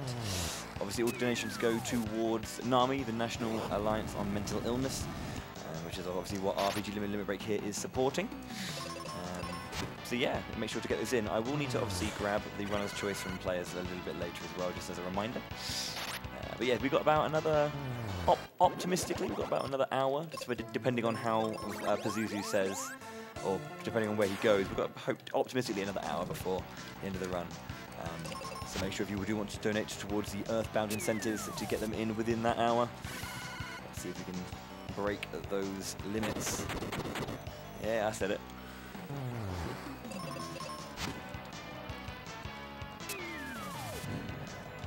Yeah, this part of the dungeon it takes quite a bit of time just because of all these enemy packs. The oozes are a pain. You have to change your menus and you switch between like the Scourgers, and you're using arrow, and you have to switch back to doing physical attacks. So It's also very much of a maze casually in the first time going through this. You can get very lost very easily. There's a lot of branching paths, a lot of dead ends. Yeah. Virginia special. Let's do it. Go before all of them. Oh no. And it gets pretty slow And the with speed all down. all the chopping down of mushrooms and things. Ah, I went before one of them. Well, you don't That's really good. chop them down. You push them down. Because after, Like after you that. cut You're them, playing Yeah. whack-a-mole Yeah. with a slashing motion of an axe. It's pretty Yeah. good. We do have a quite an interesting donation here, if I may. We've Yeah, got go ahead. $2 from Dan Show. damn. Oh, my boy. My man. Says good luck to all of you fools who participated in this race. May Dullahan and Pazuzu smile on these runs. I love you all so much.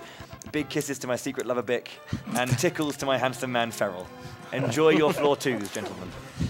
Dullahan did smile on me last night because I got a perfect fight.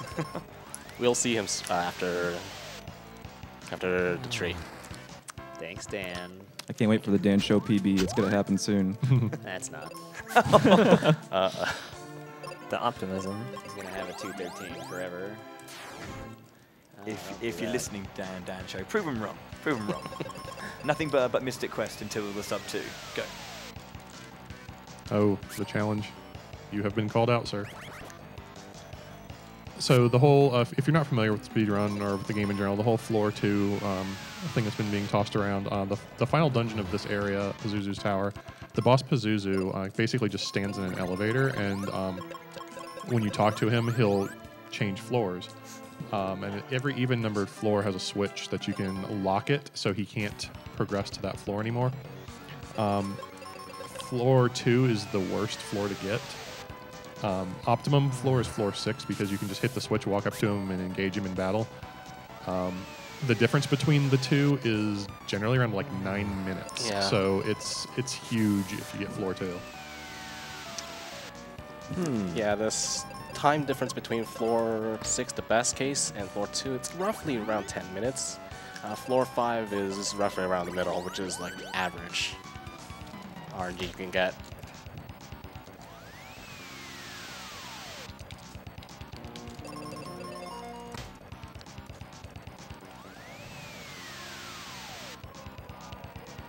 Yeah, this is the fight where you use arrow and get Joan. He also has one too. So sometimes you just hear the That's all arrows. you hear. Is Yeah, that That's all you one. hear. He can be pretty dangerous. He gets instant. He can petrify the other Benjamin or Kaylee. He can crit a few of his abilities, and so he's gonna be a big pain in the butt. Yeah, this is a lot of times the fight that you end up doing over the most. Just because of all the different things he can do to you. Oh, there we go. Dude, we're So tied. much right in the end too. Oh, wow. That was literally one hit away from death too. So Yeah, he was. You're level 15 too. Oh my. yeah. The Quake kills me well. Yeah. If you're level 16, you can't survive a single target quake from having Kaylee be petrified there. Yeah, so I have to keep healing right now because I am in danger from everything. Well, if you're level 16, you can take a little bit of a risk here and there.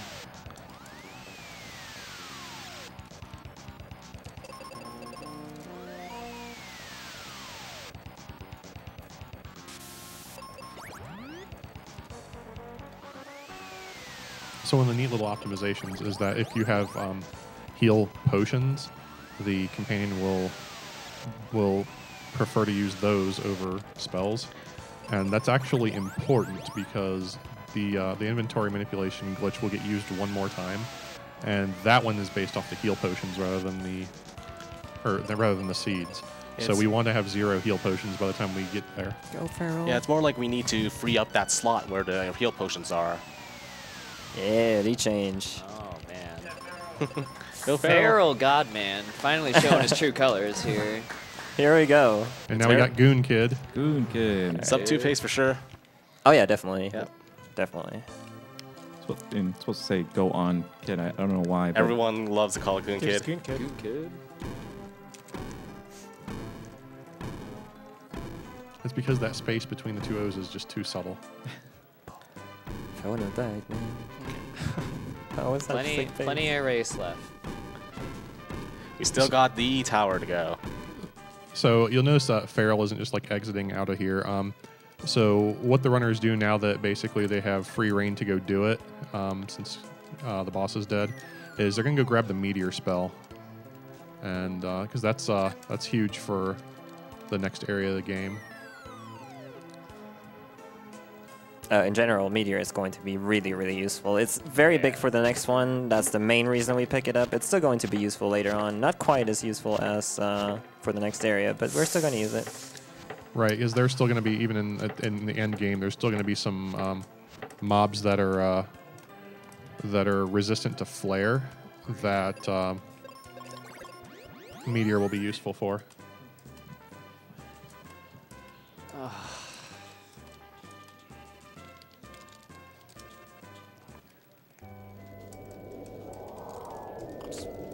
No, just kill me, dude. Kid being very mean to Bic.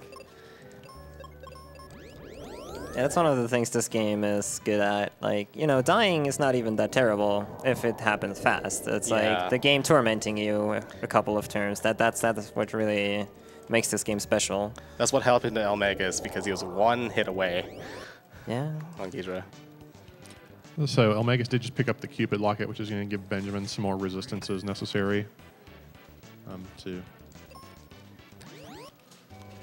I'll also go back to Fireberg and pick up the Mega Grenades. Should be useful for going up Pazuzu's towers. Be a lot of Beholders, and yeah, they're another eyeball character, so they'd be weak to bombs. The one thing you got to remember in the speedrun is you do not use Exit in Fireberg. Oh yeah, that's bad. Wait until you get back to Windy to cast Exit.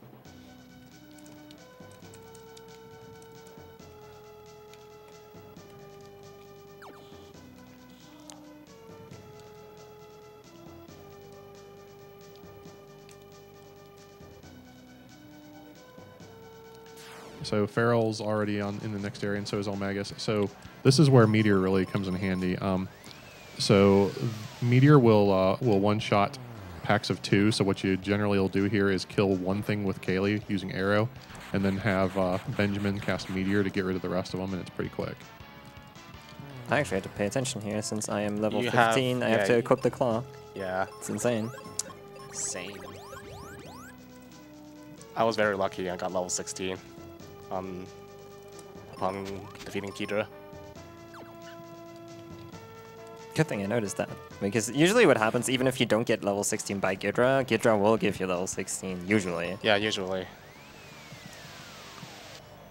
There's such a thing as going too fast with deformations. And that's a result of it, being underleveled.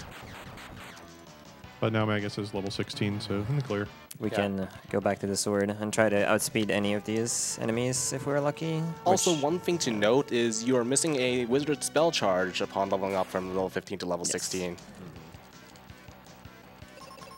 That's what I did. That's why I seeded earlier there as well.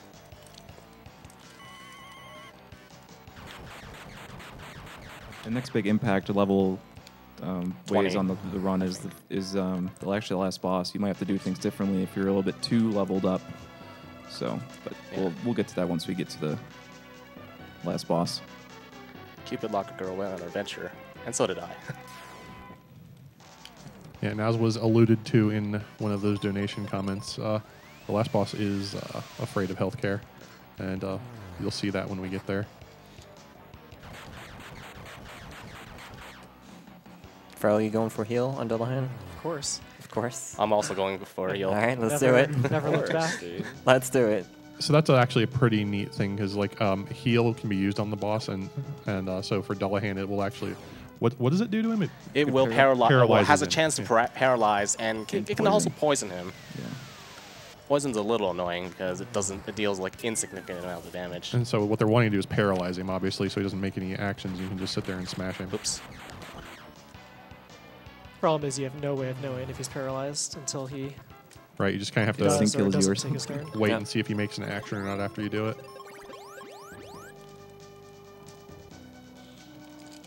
Alright, it's fine.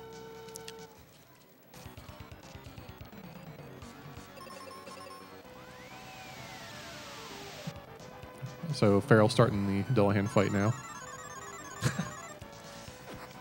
Cool. Nice. So this is a weird take on the Headless Horseman because the horse is the one without really having a head. The guy on the horse is holding his head, so at least he's got one. He'll soon be a horseless headsman. Horseless headsman, yeah. See, on Feral's screen, that was another instance of just another instant kill move. There's like every boss seems to have one. It's pretty annoying. But luckily he recovered. So hopefully stays that he doesn't continually use those instant kill moves. So that heal didn't work on either eLmaGus or Feral's screen. It's a great animation too. Yeah, the Yeah. animation It's of just this poking. little imp poking him with the spear. And not many of us opt to use heal on a boss in the first place, the casual way, of course. So this might be the first time you guys are seeing the animation when using it on an enemy. Right. Yeah. You can also petrify enemies that way and all that good stuff if they are vulnerable to it. It's pretty fun to play around with. Yeah, so the instant KO moves are going to be a bigger thorn in our side. Yeah, as the this game is the progresses. first instance where they will really hurt when if an instant death move hits our party member. Yeah. And so the true RPG Jerkbird, Pazuzu, is another purveyor of the instant that's KO also maneuvers. Oh, come on, you never hit that. Please. Please. See, I almost a double decker there. Double decker. Oh my god. Now it's starting to sound like a Mystic Quest run. Yeah. Please, no. This is a perfect example of how Doom Dance can change the tide of battle. Speedrun battle, that is. Yep. I mean, obviously, it's an RPG. There's RNG elements involved, but the spot Pazuzu decides to warp to the first time you talk to him is really going to separate this race, probably. Unless, of course, they all get the same thing. Go, Kaylee. Do it. Oh, should be dead now. Okay. Oh god, we all lost so much time here. And yeah, we are catching up to. For now. Yeah, I for mean, now, for now. we might sit here for a while too. Yeah. But maybe not. Yep, so Magus is taking the lead again. And is going to be going back to Windia to set up for heading over to Pazuzu's tower. He's going to have Otto build the bridge over there. I'll be going for Now heal that the wind myself. is gone. Oh no. Did Doom Dance hit twice already for you? Farrell's stuck in the infinite. The first time no. the first time I died was my fault. Okay. Oh, I got the paralyze off. What a god. But it might not last for long. Doesn't matter, dude. So you got to send Otto's daughter back home. All right, so the then paralyze hit did wear off here. So Pazuzu starts on floor 3, and then we'll warp to a random floor after you talk to him. That's what went wrong. I made a boo-boo.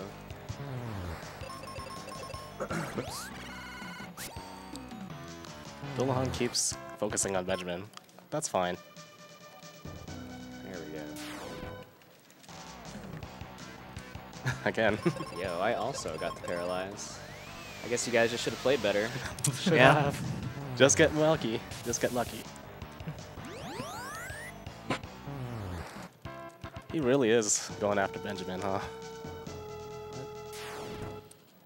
So the thing about these floors of the tower that eLmaGus is in right now, when you get into these sections of the tower, that you actually go up 2 floors when you traverse these.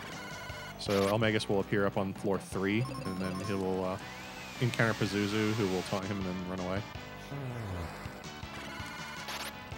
Should be gone. Yep. Dream's dead. That was pretty good though. They're like 4 free turns. Not bad. And so those eyeball monsters, or I forget what they're called exactly. but Beholders. Beholders. Okay, so they'll blind. But one of the things that the runners do is they pick up that Cupid locket that's in Windia on the first trip in, and that will prevent Benjamin from being blinded. Yeah. Which will be nice because then at least you have somebody who's going to hit. Another nice thing about the Cupid locket, it also prevents confuse status, because the Scoldgers in the tree and in Gale Mountain can't confuse Benjamin.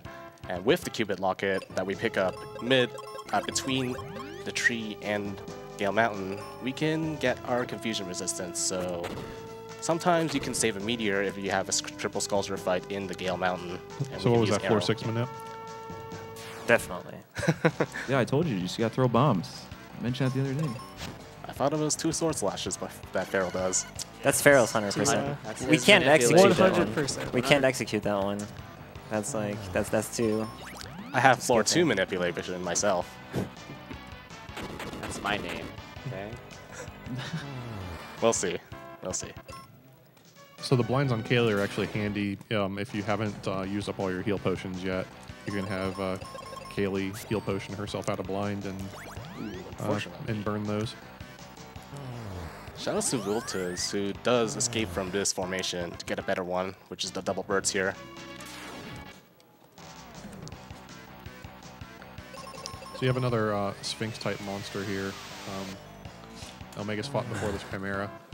And they're susceptible to the life spell just like the Minotaur was at the beginning. So generally the quickest way to kill, especially a pack of 2, is to exit one of them with Benjamin and then life the other one with Kaylee.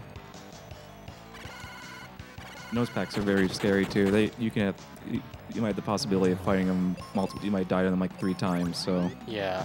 So they're pretty. There's actually a stairwell that we're approaching soon where there's multiple packs of them. And I believe they petrify.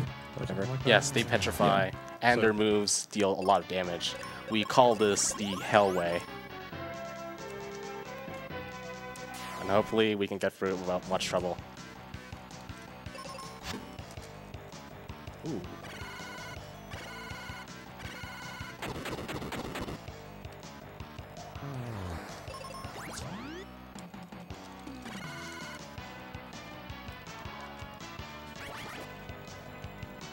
Sweet. About to talk to the bird.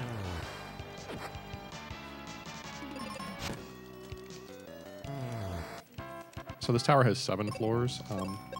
The great thing is Pazuzu can't go to floor 7, so that's why floor 6 is so fast, because you lock down floor 6 and he has nowhere to go. So you just fight him.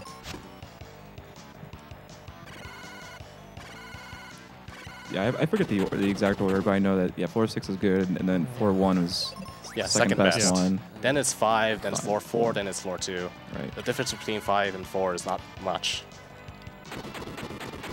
because it's like 2 extra encounters between 4 and 5. And it's not much of a difference between floor 1 and floor 5 either.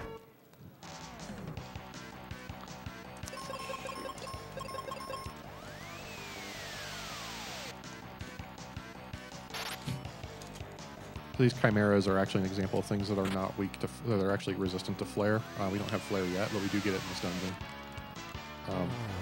So those are ones that you would tend to use meteor on. As what Magus was talking about, how it's still useful post mountain there where they fought Dullahan.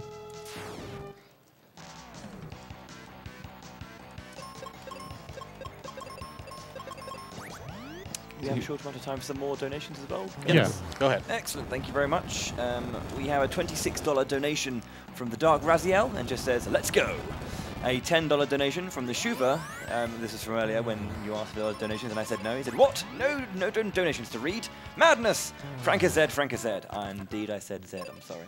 And then a $10 donation from Durani WD, who says, Bowie! Fantastic! Guys, wish you the best of luck. It's an amazing event, and I'm glad I can participate by donating. I love you all. And then a $50 donation from Mark Doesn't Tweet that just says, and I apologize in advance, Jeff! Thank you very much indeed for those. I apologize for anyone who had to listen to that. All of you did. But yes, we are so close to that $69,000 total. 6 away. Let's see if we can crush that and get all the way to 70 before Pazuzu. No, the end of the game. Let's see if we can do this, guys. Thank you very much for the ongoing support. You guys are great. If you do want to put your donations towards anything, do check out the bid list or the incentive list and see all of the great things that you can unlock and decide with your money. Thank you again. And as Bowie pointed out earlier, you got Earthbound coming up. You want to name things. Might want to get your bids in soon. So we just had a good Hellway there from Magus. The Manticores didn't treat him very poorly, so it was very good and luck on his side. Yep, so you can tell now that Magus is on floor 7 because you got the sky in the background. Yeah, 420 damage.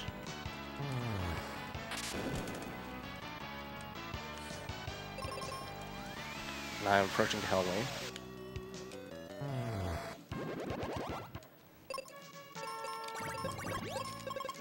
I guess going more into life, while life instantly kills these guys, and as they did the Minotaur. In this version, this was the first version that came out. Life is bugged. It's classified as, I think, a zombie attack. Yeah. So that's why it's able to one-shot these guys. And it was fixed in the Japanese version, so you can't actually do that strat for this Hellway in that version. On the flip side, you can one-shot the Flameless Rex with life into the Japanese version. Yeah, true. Yeah. That's the only update of the Japanese version, though, pretty much. So if you're doing flameless RTA races with your friends, definitely make sure you race on the J version. Nice.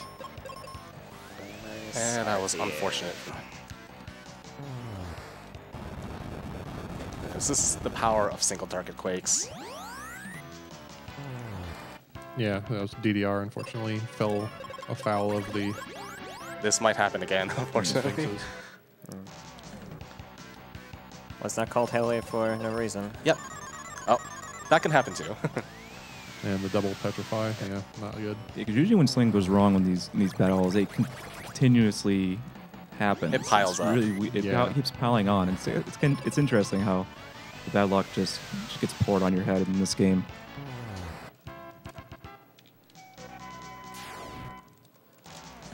Can't get one formation with 2 enemies. Like, just one. It is very unfortunate what's happening with eLmaGus because a lot of the triple enemy formations will include a Beholder on 7th floor. I'm losing it all the time right now.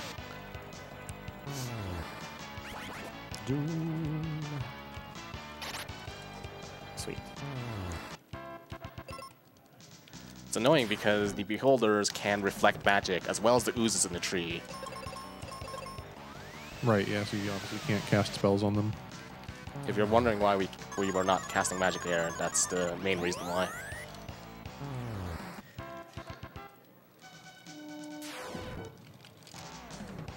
Nice. So everybody's on floor 7 at this point, so I mean, Dang. even Close with their levels of luck involved and stuff like that and the way some of these fights went, they're still pretty close. Pazuzu's going to change all that, though. Indeed. Potentially. Could you imagine all of us getting the same floor? I could. It almost happened online. Should the people prepare their PogChamps and or Baby Rages at this point? Yeah, they should. Yeah. Okay, Yeah, cool. we're approaching the points. Magus is about to go down to floor 6 right now, actually, so we're about to find out. He's about like 4 encounters away. Yep. Mm-hmm. So if he's not on floor 6, then you do Baby Rage, Vias, and PogChamp. Whoever donated for this name better be right. No, I don't feel the same way. I wonder. So Magus has taken the quick detour. It's only 2 encounters, but he's going to go pick up Flare. And Flare is going to one-shot 2 encounter packs. Or you'll be able to do a lot like the previous dungeon where you can have Kaylee kill one thing and then Flare rather than Meteor and kill the others. And the only time this doesn't apply, as I said earlier, the Chimera is resistant to Flare and won't die from it.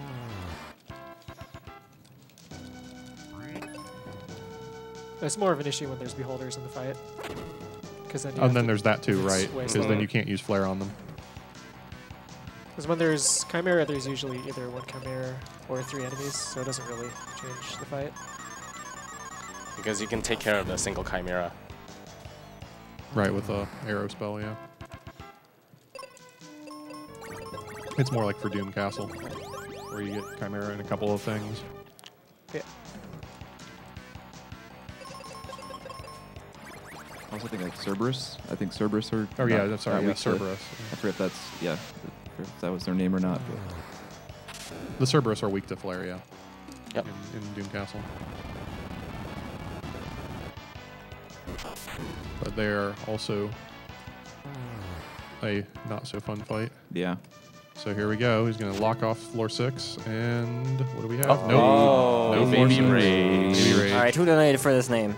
Baby Rage. I think that was I Kobahi. think it was Yeah, Kobahi. it was Kobahi. Not a smart move. You're right there. So I'm gonna talk to you later, my friend. We know where you're staying too, man. That's right.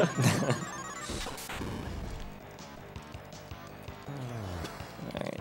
This is the very exciting part because now Moment of truths, yeah. the others can Mhm. take me over by minutes, potentially.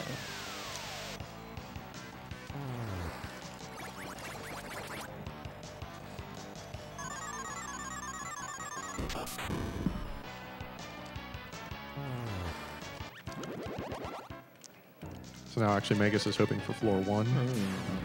So So he's not floor 5. I 3 think more any, floors to go.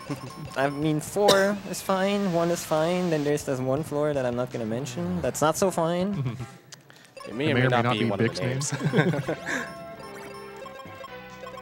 Yeah, the problem with floor 1 is that in order to get to floor 1, you have to worry that you're going to get the other one. Because you discover Right. them at the same time. Yeah.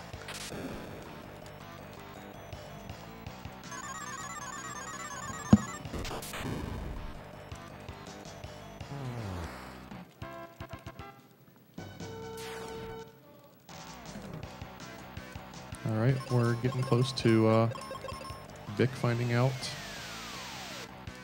if he's got a floor 6 or not. Don't let the names be switched around, please. I know. Oops.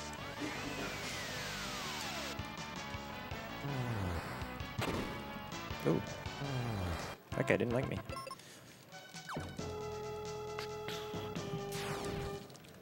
Yeah, this is definitely one of the part of the game I was talking about earlier in the run where you have to really kind of to choose the right actions for your battles. It's very important here, and it definitely feels really good once you get memorize them all down and everything. Oh boy. All right. What do we got? All right, Vic. Farrell's Moment coming of up on it truth? too. Baby Baby Rage. Dude, too bad. Farrell's 1 encounter away from finding out as well. If I had to take a guess about Farrell's thing, I would say floor 6. Floor 6, but, yeah, same here. Yeah, that's definitely happening. I mean, he does have the 100% guaranteed manipulation, so I'm expecting nothing never else. failed me before. It's just failed everybody else. All right, here we Here we go, go. Farrell. Baby Rage. What? What happened, Oh, dude? That's weird. What? Exposed live on RPG Limited, dude. Someone must have patched my my cart. Dang. So we don't check floor 3 because he can't be there. We push him to floor 2. Yep. If you get floor 2, we push him to floor 3. Right. All right. Moment of truth. On my end. Floor 5. Yeah, it's like that's Baby good. Rage? No floor 6. No floor 6s. That was very surprising. Not a single one. Floor huh? 1. Awesome. That's good. Ah, what a guy, dude. The problem with floor 2 is that it's like roughly 11 minutes longer than floor 6. That's not a joke. So, like, yeah. Because you have so many encounters to fight. The flip side is you are higher level. Yes, that is the only real benefit you get out of fighting your way through the tower. Right, and then you get to floor 2, and then you have to talk to him and send him to 6, or send him up to floor 3, and then you have to get back down to floor 1 and take the stairs up to 3, and it's Yeah. a pain in the butt. It is pain. Alright, see ya. Mistakes were made. But the great thing about floor 1 is once you lock down floor 2, you just exit out like Magus did and then just walk up to him. You get one encounter pack there you have to deal with.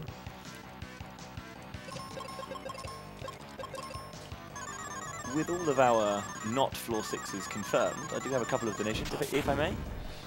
Yeah. All right. Okay, cool. Well, we have hit the $69,000 total mark, which I think is pretty awesome.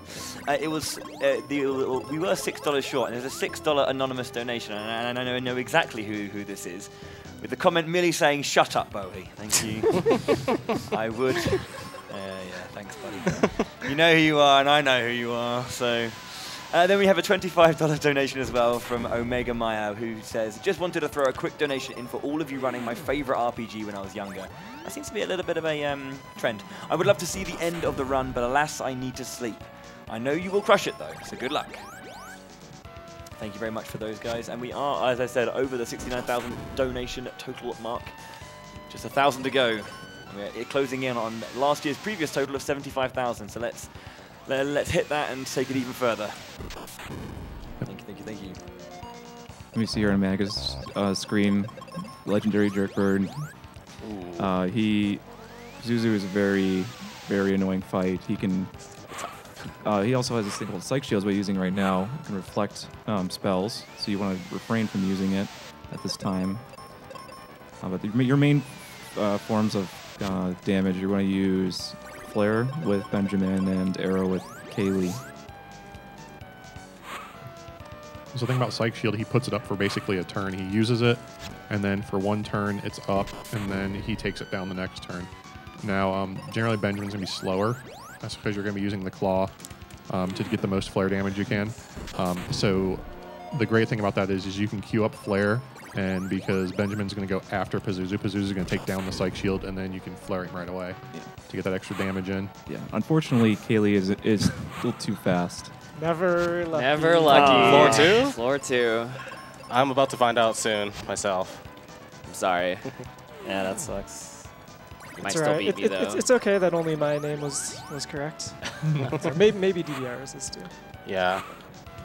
I'm going to say Bix, no, Bic got floor 5, so we already know that one's not correct.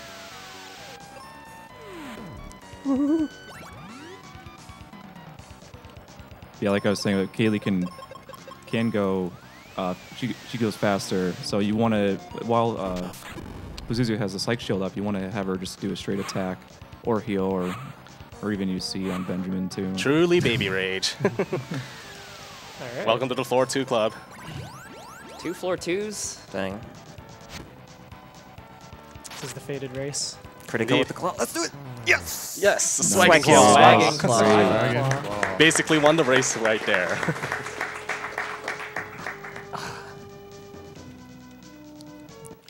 So now we pick up the last coin. Actually, we weren't even picking this one Actually, up. that's right. We don't pick this Yeah. one up because we got it from the item manipulation. So we don't even have to pick this coin up. We just had to Yeah. Get out of get here. the crystal. Yeah, the big thing with this is that you need to defeat Pazuzu in order to get rid of Kaylee in your party. She needs to be in a very specific spot and for a trigger later, so you can actually proceed to the end of the game. Which is kind of unfortunate, but... So now that we have no heal potions, Magus is going to buy some cure potions, some 0 cure potions, and very important to not use it until you have Ruben in the party. Otherwise, you're done. You will soft lock You the will game. soft lock the game. But yeah, you gotta get rid of Kaylee right here. She's gonna leave the party, make space for Ruben, and she's gonna wait next to the kid right there, and that's very, very important. Ruben joined. Hooray. So yeah, I did a little underflow there. You saw that I was earlier underflowing the second item with the seeds. You can basically do the same thing with the whole inventory if you do it from the 4th slot. So the inventory basically advances by 1 number, which gives me a couple of items, including the Thunder Rock that we need for that specific part. That, yeah, gives us for free.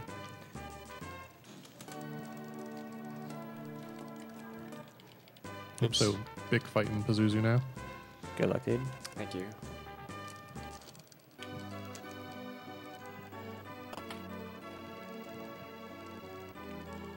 Alright, so here is why we want to have Kaylee right here. She's gonna give us this item, which actually does nothing. It's just that you have to talk to her right now. Just the event sequence trigger with her. Talking to her. Exactly. That will Right. pull the ship that we have to go to the anchor place. So And also the captain's cap, you have to give that to Captain Mac. So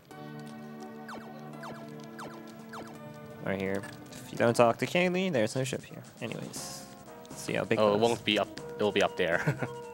Yeah. And here's another instance where you have to use Meteor instead of Flare. Or, Off the single target kill the or, mages yeah, it's different. yep. because the mages can't heal.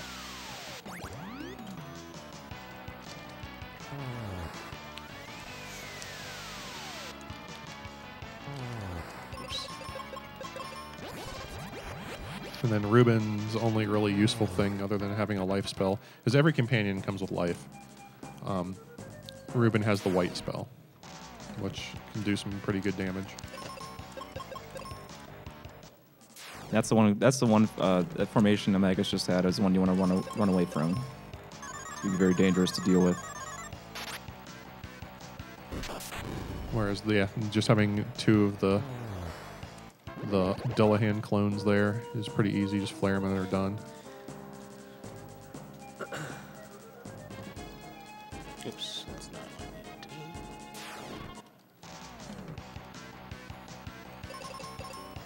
do. Sorry, calls them Thanatos, kind of randomly. Yeah, these are all just regular enemy versions of the bosses we fought prior to. Got him. There we go. Nice. Good job, Vic. Nice, dude. So, yep, Bick is through Pazuzu, and we'll be progressing on. Yeah.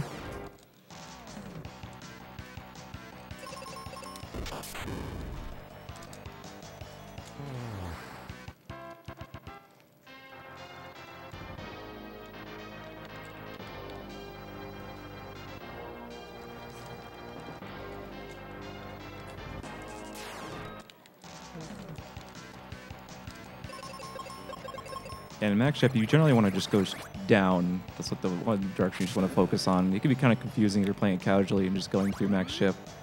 Luckily, it's not too bad. Once you get it down. Yeah, it's not really much of a maze or anything. It's just walk through it, pick up your Gaia armor to get some more resistances, and talk to the captain, give him his hat back. Ooh, And that's fun. so we learned that Captain Mac is Kaylee's dad, and then Ruben is just randomly still hurt and falls over. I wonder Poor why. Ruben.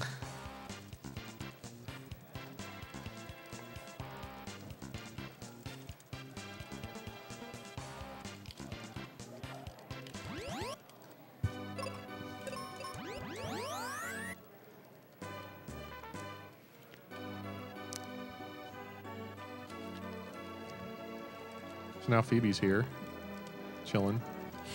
And so since Ruben is still hurt, Ruben's going to leave. And Phoebe's going to rejoin. And Phoebe's your end game companion here. And because Captain Mac's upstairs, it's actually quick and easy just to stay at the end because it just puts you up there. And it it heals heals you, you. so it's nice. Heals you and restores your magic points like a seed.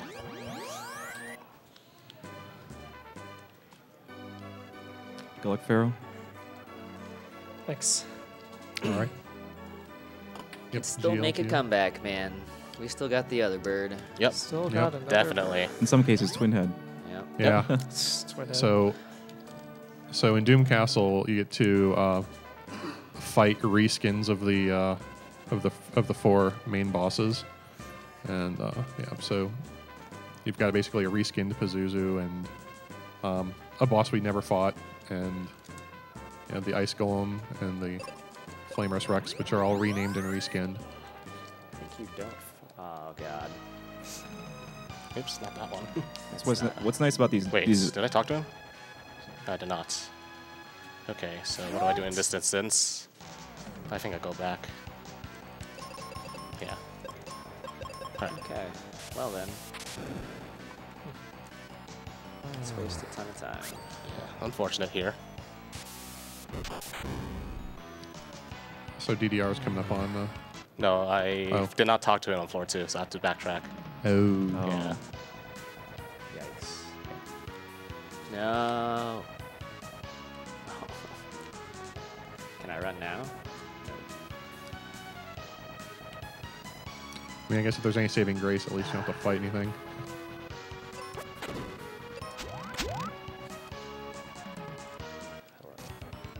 So eLmaGus coming up on Skullorus Rex here. So hilariously, Skullorus Rex is not resistant to life. Life or exit. Or because exit. he does not have the boss So- strike, boss fight. So you can use either or for lots of fun shenanigans.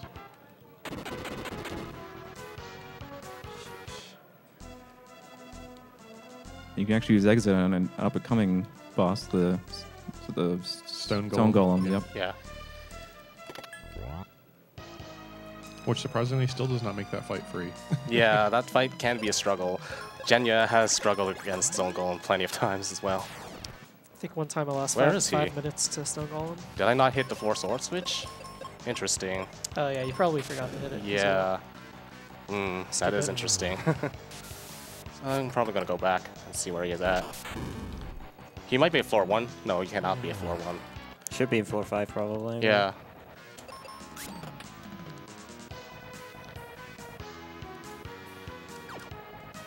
In that case, I will have to go back. Because I didn't see him at floor 6.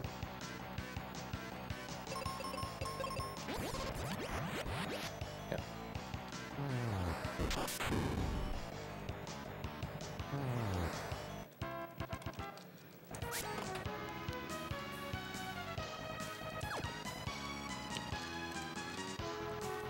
So this floor Magus is on it's not really maze-like, but it's a little bit. You have to move around, hit a bunch of switches, open a bunch of doors, and progress through.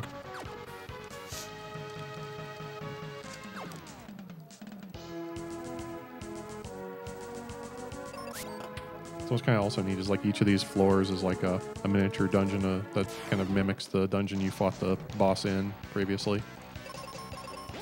So this dungeon sort of resembles the ice pyramid, this floor of the dungeon.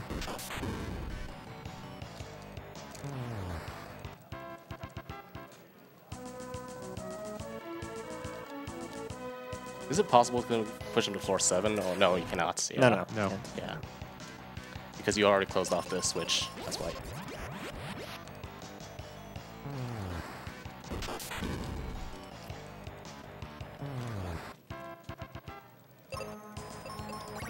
Oh, he's not on floor 5. Okay. So he has to be on 4 then. 4 then. And then when you talk to him, Hole, go to 5. Yeah.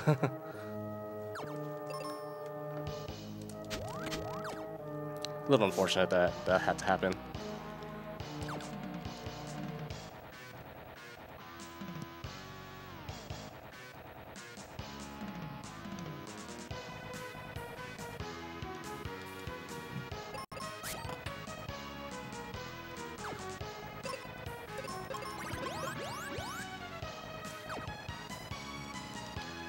Hadn't seen him at 5. Has to be on 4 then. Although there's a risk that it could be over-leveled now. He's not there. That's weird. Is he on 1? Did you hit the floor 2 switch? I'm pretty sure I hit floor 2 switch. Alright, let's find out if I actually did hit it floor 2 switch. Oh, I did not. Okay. He's at 1. Now, Alright, it makes now he's on 1. That makes Alright. Pushed him to 1. Yeah. There you go. Alright.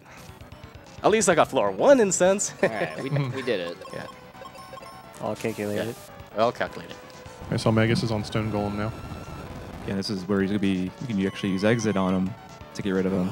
It's very convenient.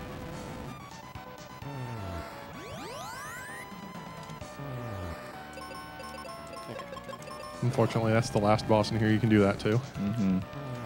You have to fight Twin Head Wyvern or Wyburn, and Thank you. Please. and Zoo straight up.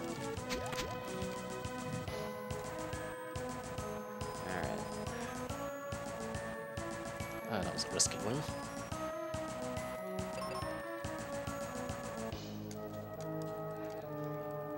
So DDRnoob fighting Pazuzu now, so good luck. Yeah, thank Good you. luck, dude.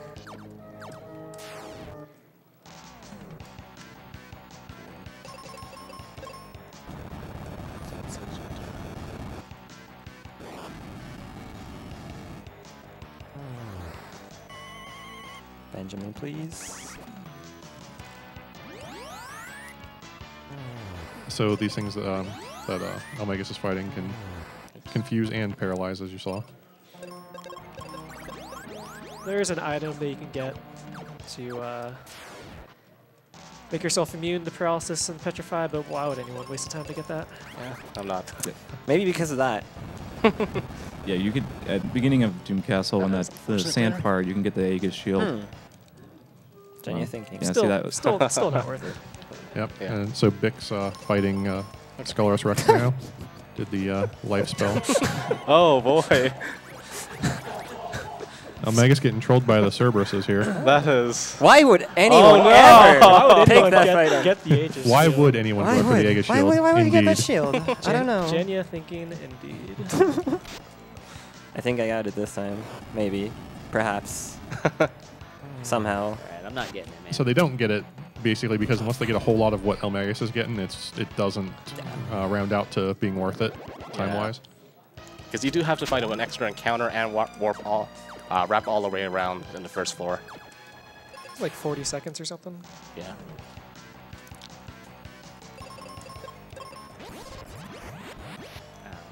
So Phoebe has returned to us with the white spell in tow. So a lot of the fights in here become trivial with a combination of flare and white, as long as they're weak to flare, or at least not resistant to it.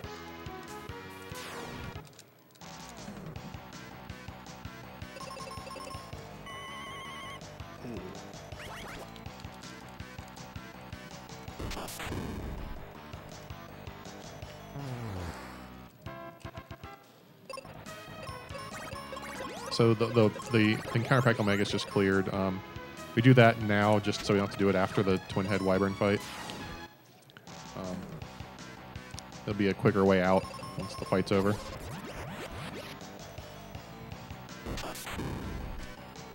Since we're already walking by it anyway, why not just clear it out? Yeah, unfortunately for Twin Head, you can't. He's resistant to flare, so. So I mean, I believe we do use it just to clear out his friends, but then after that we switch to arrow. Could also use the meteor, but it's super slow. I personally use arrow myself.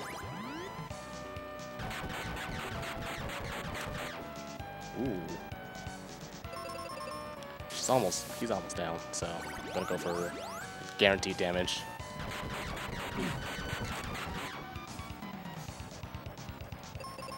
Alright, got him.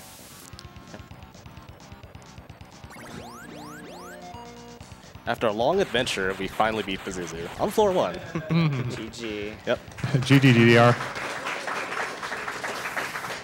It was all for the incentive. The floor 1 name.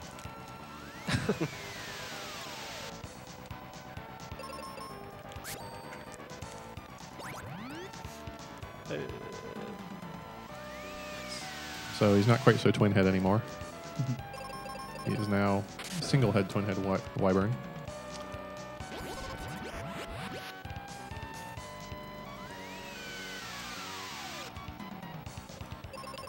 Double quick check. Okay. Yeah, the reason why Twin Head can be so devastating is nice fight. Our companions are not strong against fire, and so he has an attack called Flame Breath, where if it crits Phoebe, it can one-shot her. Yep. Yeah, and he's also very, very fast, so it's almost always the case that Twin Head Wyvern will outspeed Phoebe. So you may have to preemptively switch auto in order and bait out his fire so that you can cure it. Yeah. I mean, I played it super safe. I left her in auto the whole battle, basically, which was kind of too safe in this case, but yeah, I'd rather have that than, you know, starting over and over again. Some big start in the Stone Golem fight. Cast exit and hope not to get trolled too hard. as the chimeras can status effect all over the place.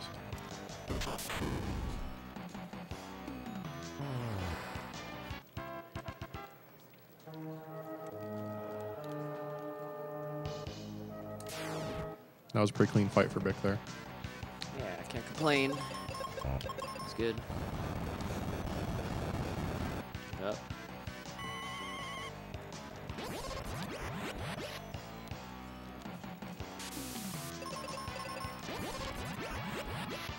So after all the nonsense with Oh, I did not talk Zuzu, to Kaylee. you can. forgot to do. We're all guaranteed to fight Zoo on floor 6, Yeah. so that's always nice. Guess Kabaya was right after all. Yeah, indeed.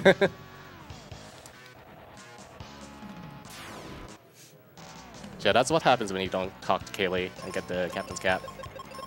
The ship is all the way out of reach.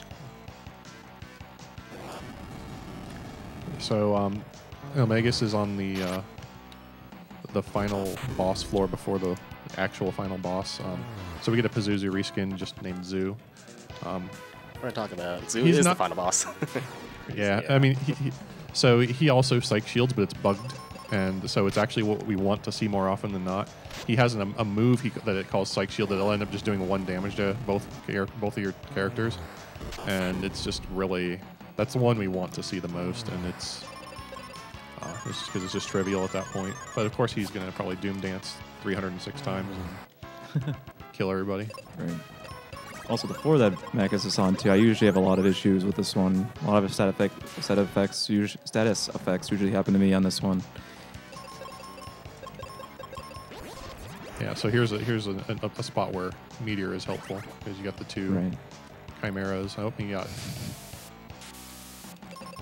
O-code. That's no big deal. White will finish it off.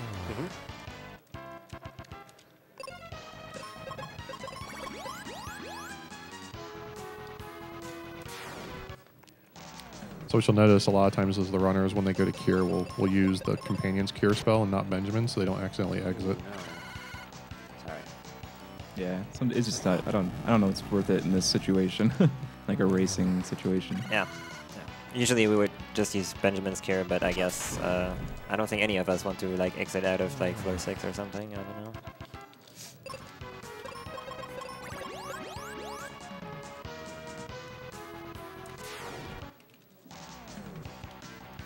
I'm a wimp, so I just always use Companion's Cure. I've been using mine. That's because you're an animal. Never made a mistake. Literally Don't expect it to never. happen.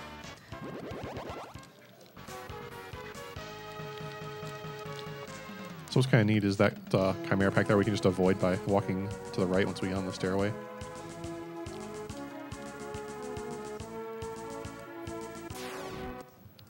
Alright. No, you're not getting sub 2.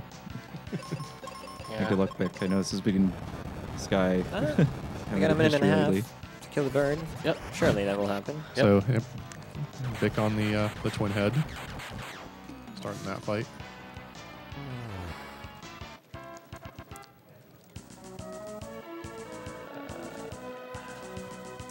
Okay. Thank you. Twin head wiper. Yep. Twin head There's everywhere. twin head for you. Should have kept my Yeah. mouth shut. I'm sorry.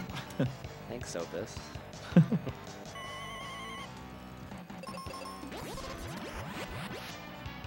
Sorry, way to get Feral back in the game. Mm-hmm. Thanks. Anything for you.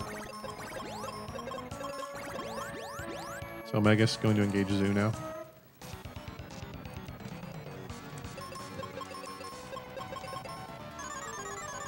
Perfect. Doom Dance. Nice. Good start. Yeah, with Zero, I spend most of my time just in the beginning here. Just to deal with Yes, this. awesome.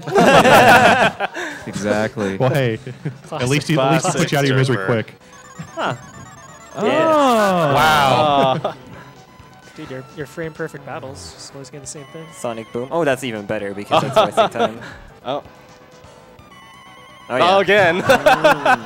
And Come Psych Shield. on, Yeah, dude. Psych Shield. What is this, man? Oh, I can do something. Hold on. So that's the Psych Shield you want to see when you're not dead, basically. Get your luck away from me, Magus.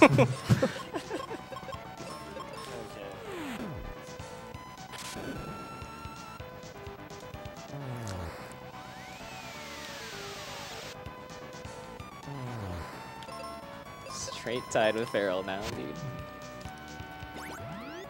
What's up, friend? Hello. How's it going? Hello. I've had better days. It was pretty good.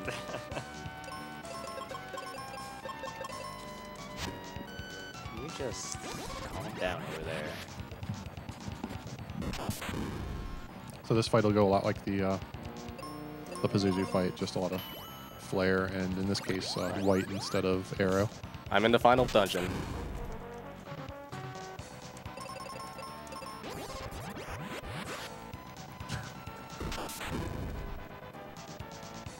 Good start with the formation.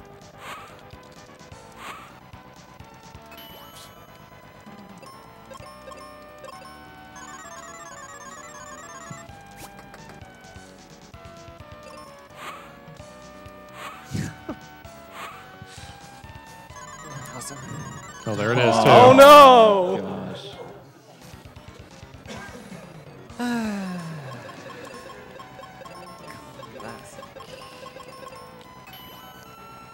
You better Psych Shield.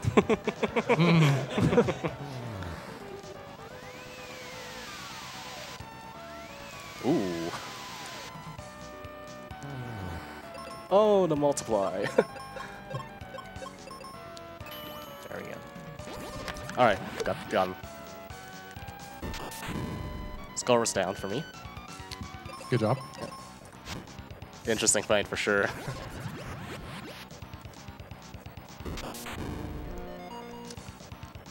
So Bix through Twin Head. Good job. Dude, I need to find you a cart I where Twin Head definitely isn't made him overpowered. not kill me this time. That was all me. Congratulations. Looks like Feral's on his way to doing that as well. Dang.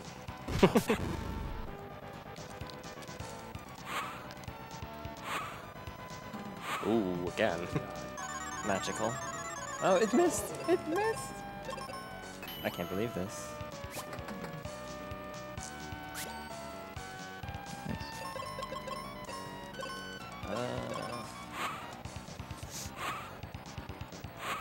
So Magus on the home stretch with Zoo here. Oh! You got this. Rough. You got this, though. Unbelievable. That is Mystic Quest, everybody, right there. The Zoo Infinite. The Zoo Infinite. I had him too. Truly channeling our good friend Genya. And that's not even the boss he has the Infinites with, though. Oh, he has, though. Just not as much as the others. He just wanted to give you guys a chance, I think. We're all channeling the the spirit of Genya right now. It's true.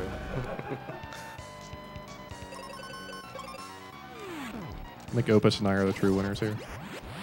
Mm-hmm. I think you and I are the true winners here. Oh, yeah. I think everybody except us four are. Yeah, this is a lot more fun. No, I'm just kidding. You're not kidding, dude. It is. Best seat in the house.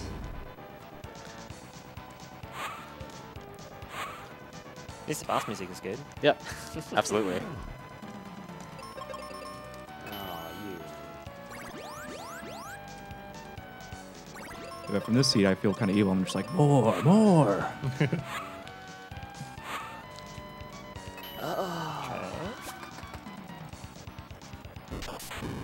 Once you're in, you can't escape. thank you. I shouldn't heal. I shouldn't heal. I shouldn't heal. I shouldn't heal. I'm not You gonna got heal. this. You'll get this. I'm not gonna You got heal. this. Oi! Oh, Good job. There we go.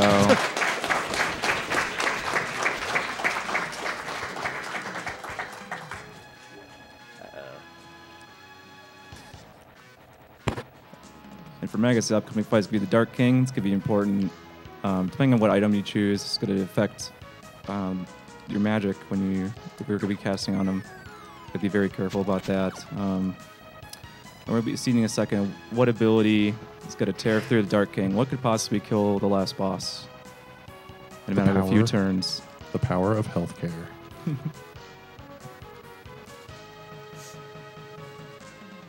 Dark King does not like universal healthcare for all. eLmaGus is going to ensure that he likes it.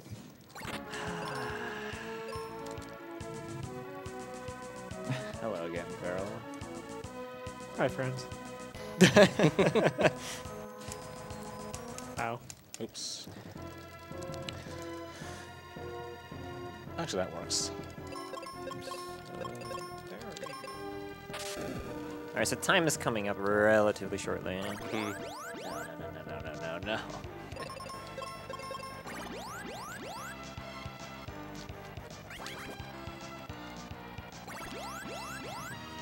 You notice how much damage the Cure spell is doing to Dark King. How amusing.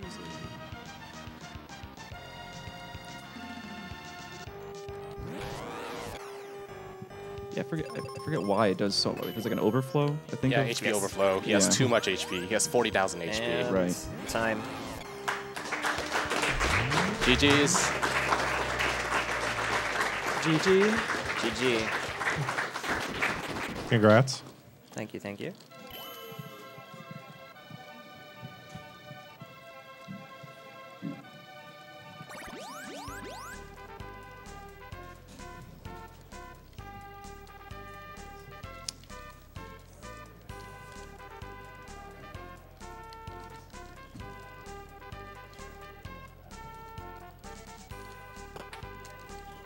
So while the others are working through, the Dark King is kind of an interesting boss. Your magic stat is really important for this quick heal, basically. You can always hit him with the Cure Underflow, but at certain points you'll have him damaged so high that you will end up healing him on the third Cure.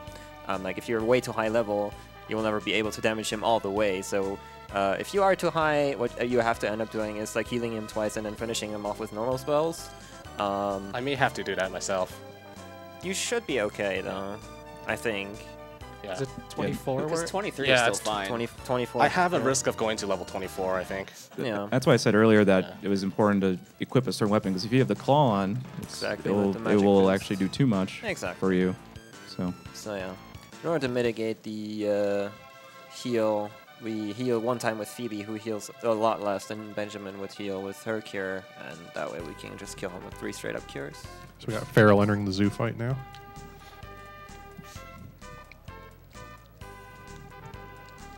Teal 514. Okay. Let's see how Zoo decides to treat Feral right now. More guys went first. Nice. Coming up on him right And now. Vic's about to engage Zoo as well.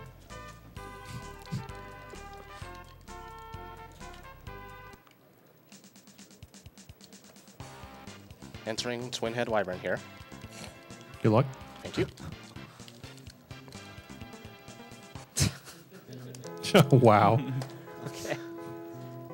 Good start. oh, Of course that one missed just to draw out your I pain. know. Ooh. I know the scenery over there. Seems familiar. Ooh, that's bad. Okay. That works out. Alright, I'll take that. Don't think poison damage plus thing will kill me. It's gonna be looking close though. We'll find out. And Feral through the zoo Yep. fight. Yeah, Good that's job. great. Nice. Oh my Is that God. first try? Oh yeah. I got three psych shields. Freaking feral godman, dude. Sometimes lucky. Sometimes lucky. Sometimes lucky. So what you'll see is the runners will actually just jump off a ledge here and go down to the previous floor. So because they're closer to the entrance, don't have to wander through the entire upper floor again. It's a lot quicker just to come through here and exit and then go up 2 floors.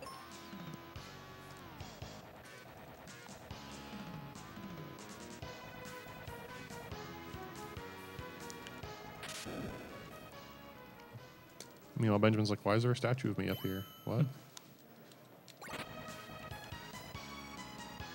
Alright, down.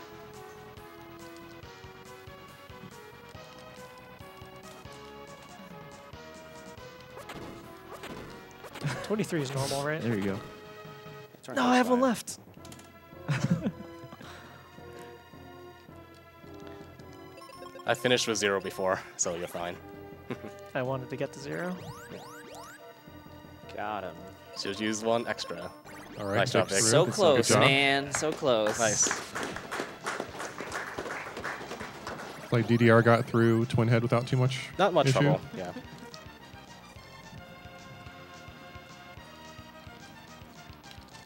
Just time's coming up for me soon.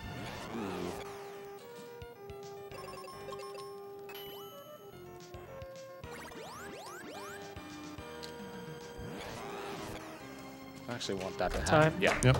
Good job, Good Feral. stuff, Feral. Good job. GG, Feral.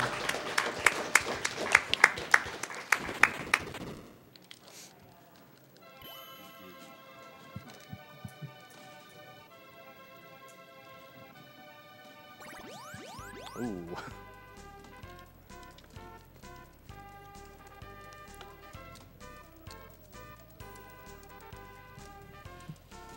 That's a pretty decent floor 2 time right there. Yeah.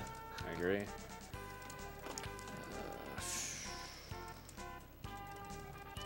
The help that the Z fight was Pretty good, yeah. ridiculous. Yeah.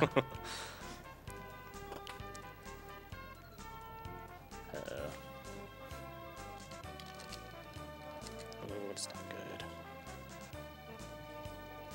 Alright, time's coming up for me soon. Theoretically. He's amused by your healthcare. Yep. Did one of your cures miss? I got paralyzed.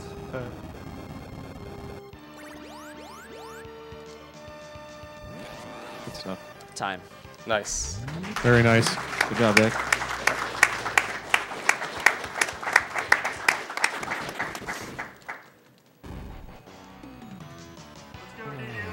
Yep.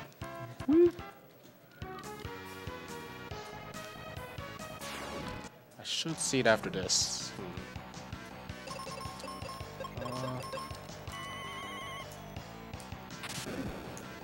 Yeah, I've been in that position before in Pazuzu's tower where you forget to just flip one switch and you just get to wander around aimlessly, Yeah. just trying to find where he went. Like, it's very easy to forget to do the one thing you wanted to do. Right. Yeah. Like, I've forgotten to hit a few switches on the Ice Pyramid section in Doom Castle. And that's a little unfortunate when that happens because, well, fortunately, all waste is walking time for that instance. Ooh, that's... Because yeah, well, last time I had a floor 1, I got so excited it was floor 1 that I exited right away, not even thinking about hitting the switch, and I was like, oh, Ooh, that's... oh, Yeah. okay. Yeah. As DDR's making his ascent to the final battle, is it time for just a few donations? Yep. Yeah. Go ahead. We have 3 separate $25, $10, and $50 donations, all from Anonymous with no comments, so thank you very much for those guys. We have a $25 Anonymous donation, just says runner's choice, so again we'll split that between all 4 of you later on. I'll get your donations for that. We have a $25 donation from Seawalker777 that says, stumbled across the EB crew, Earthbound crew a few months ago and have been a roadie ever since. Good luck everyone, and may the best Jeff win. Hyper! We then Chose to have- run away from that. We then have a $25 donation from No Cash No Cash. Says, hey to all the cool guys running and commentating, and that Bowie guy too, I guess. Keep up the great work, and shout outs to everyone who's worked hard to put on the great event for a great cause. Cheers, No Cash, good to see you, dude. And lastly, a $125 donation from Daniel RGT that says, I am the destroyer of Jeffs. I believe he might have prevented Jeff from winning one of the naming incentives just there. Yeah, as we kind of come up to the end of it, we are closing in on the Earthbound run. So we just have a few more minutes left until that bid is closed. So if you do want to get that in.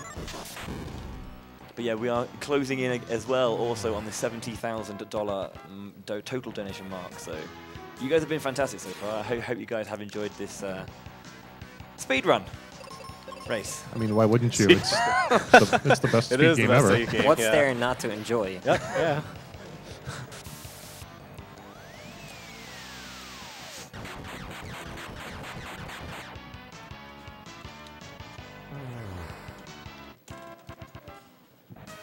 I have enough spell charge. Yeah, I do.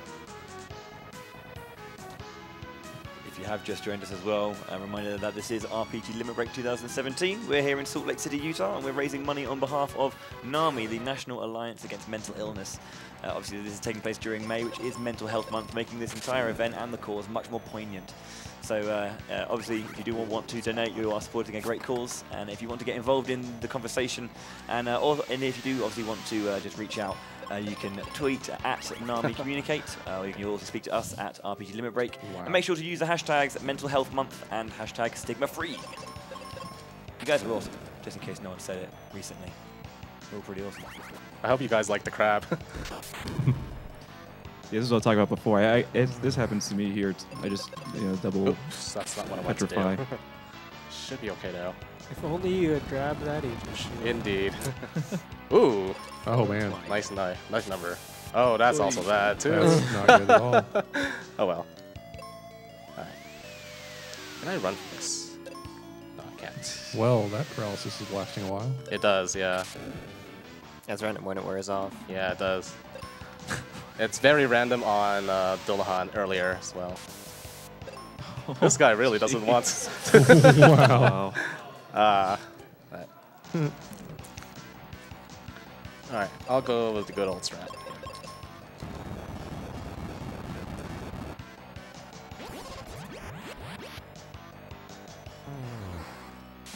Ooh, this should be fine. Yep. One more fight before Zoo. Yep. Almost in there. I think we're level 23, but I might risk it hitting level 24, I'm not sure. Should be fine. Should be fine, yeah. If you had pick up the shield with 24, you could use 2 cure straight with Claw. Yeah, I don't have the shield though, so Yeah. it's a little tricky. Yeah. So I'm not sure if the strat would be the same. No, it's not. Definitely not. Yeah. Okay. Right. Going to be going for pretty much an all-in strat here. Okay. Pile driver. Hopefully the Thanatos does not cure. So there's 2 different strats for this fight. You can opt a single target, get rid of the ads, or get rid of them in 1 turn. This worked out because Cure will heal both of us here.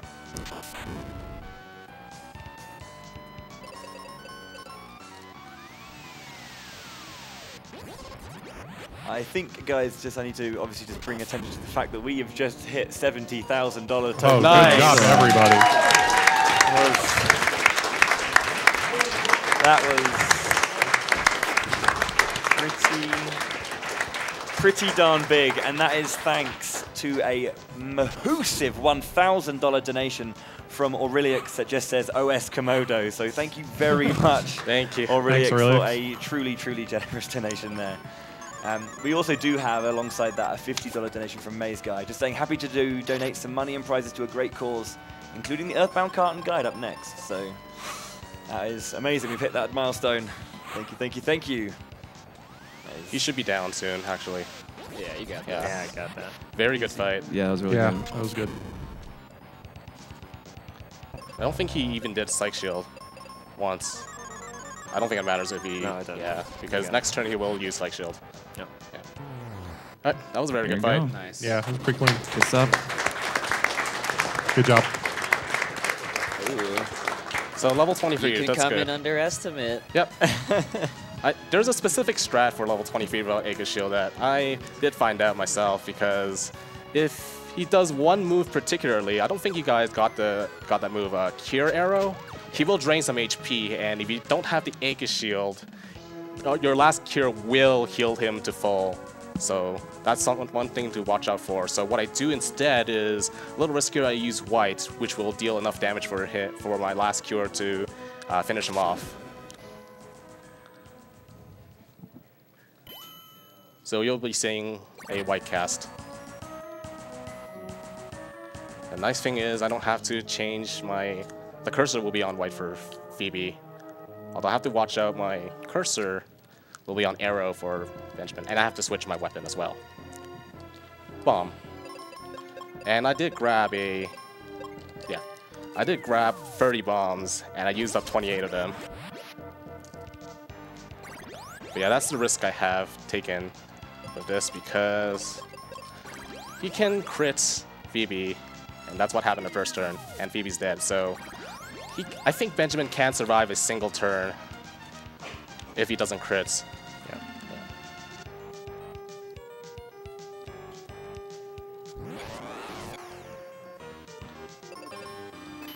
Oh shit, that's fine. Hopefully it doesn't miss.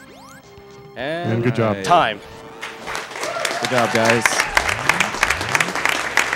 Oh, we did it, dude. We did it.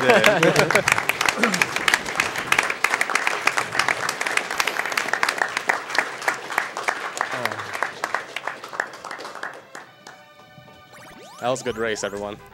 Yeah, cheers, guys. Some, GG to some all the classic runners. Mystic Quest. Yeah. Classic. Classic. Catch it every Monday. Yep. And don't forget, we have a community Discord as well. If you want to join in on the Mystic Monday race, you're more than welcome to join in and ask us any questions about Mystic Quest. We'll be happy to answer any of them that you may have. Yeah, don't be afraid of being new and in the whole, like in the run and everything. Either the guide that eLmaGus made is like really straightforward. So, like You my can, first, you can literally just read it. yeah, you can read it. Never and- having played it before, just read the guide and beat Yeah. the game. It'll take you maybe like 4 hours. So it's really not that bad. And just you can ask us questions, and so it's a lot of fun. We got some people lined up there. Yep. Should I play through the ending, or? I think that's it from us. Thank you for watching. Yeah, Hope thanks, you enjoyed everybody. the race. Thanks all. You guys, thanks for racing, and hopefully until next year. Yep. Cheers. Okay, well, there we have it. A tremendous experience there from 4 runners of Mystic Quest. And obviously, as they did say, make sure to, if you do want to get involved with the Mystic Mondays, you can. And eLmaGus' guide is available to do. Very shortly, we're just going to throw it over to a commercial break, and when we come back, we're going to be having an interview with Spike, bichphuongballz, and the commentators of the upcoming Earthbound race. So don't go anywhere, guys. We'll see you very, very soon.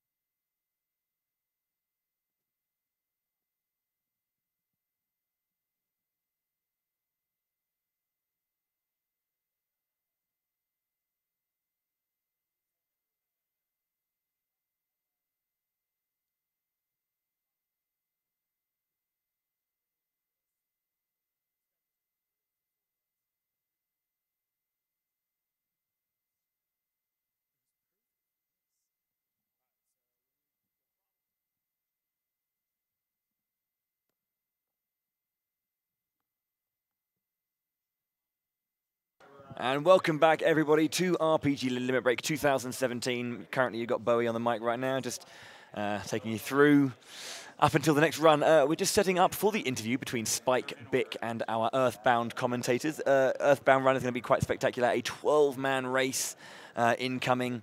As soon as we got these chaps all set up, I'll throw over to them, and I will see you all later. In before that, though, we do have a $25 donation from Carla Beth that says, he was the original. He should be allowed his name. Thank you very much indeed, that Carla Beth. If you're just joining us, as I said, this is RPG Limit Break 2017. We're in Salt Lake City in Utah. We're raising money for NAMI, the National Alliance on Mental Illness. They obviously are a wonderful charity and cause whose kind of key goal is to crack the code on mental illness, increase the availability of mental health care, promote early identification and intervention, and of course support mental health caregivers. You know, it's a very, very thing to do. Huh? Yeah. Oh, he's Ghoul. He's asking for Ghoul. I was looking. Spike was like looking at me, and I was like, thought he was talking to me there. But yes, Nami obviously are looking to help out and increase the health, the care given to those who suffer from mental health issues, and obviously those who look after people who do. If you do want to know more, head over to nami.org. That's NAMI.org, or you can reach out to Nami on Twitter using the tag @NamiCommunicate. If you do want to get involved with the conversation that we're having, it's hashtag stigma-free and hashtag mental health month. Okay, so I believe we are ready to throw over to the interview. So I will leave it to Spike, Bic, and the Earthbound comms. Take it away, guys. Cheers. Yes, hello everyone. I am SpikeVegeta, and I am joined now by bichphuongballz. Just gonna let that sink in. I just want to say that name again real quick. bichphuongballz. I'm also joined by Hello Boing, and let me get that name, Waluigi Delazul. Yeah. Dang, I'm actually impressed with myself. I just learned that 3 seconds ago. There's no way I was gonna say that right. But yeah, guys, welcome back. We are coming up on, we got another about day and a half left in RPG Limit Break 2017. We just shot past $70,000. We're like within 10K. I forget exactly what we raised last year. Some number, right? I think it was 75,000, yeah. Over 75,000. He probably knows it better than I did, and I was here. But yeah, we just had an awesome 4-way race of Final Fantasy Mystic Quest. Upcoming, we have a 12-person, 2 commentators, 3-team relay of Earthbound. You guys are an exciting stretch of RPG Limit Break. I first want to talk to my man of the hour, bichphuongballz. I just want to ask you real quick. So I look at the Final Fantasy Mystic Quest community, and my first thought is, man, they are idiots. We feel the same way, yeah. But in addition to that, these guys look like they're having a lot of fun. Let's say I'm kind of on the fence. Maybe Mystic Quest was a game I liked as a kid. Why would you want me to get into speedrunning this game? What do you think is fun about it? I think it's because you run it for some reason. I don't know. I think it's really easy to pick up. Number one, I know a lot of people new to speedrunning get intimidated by whatever game they're trying to learn. And Mystic Quest is probably one of the easiest things you could possibly pick up and actually get good at really, really fast.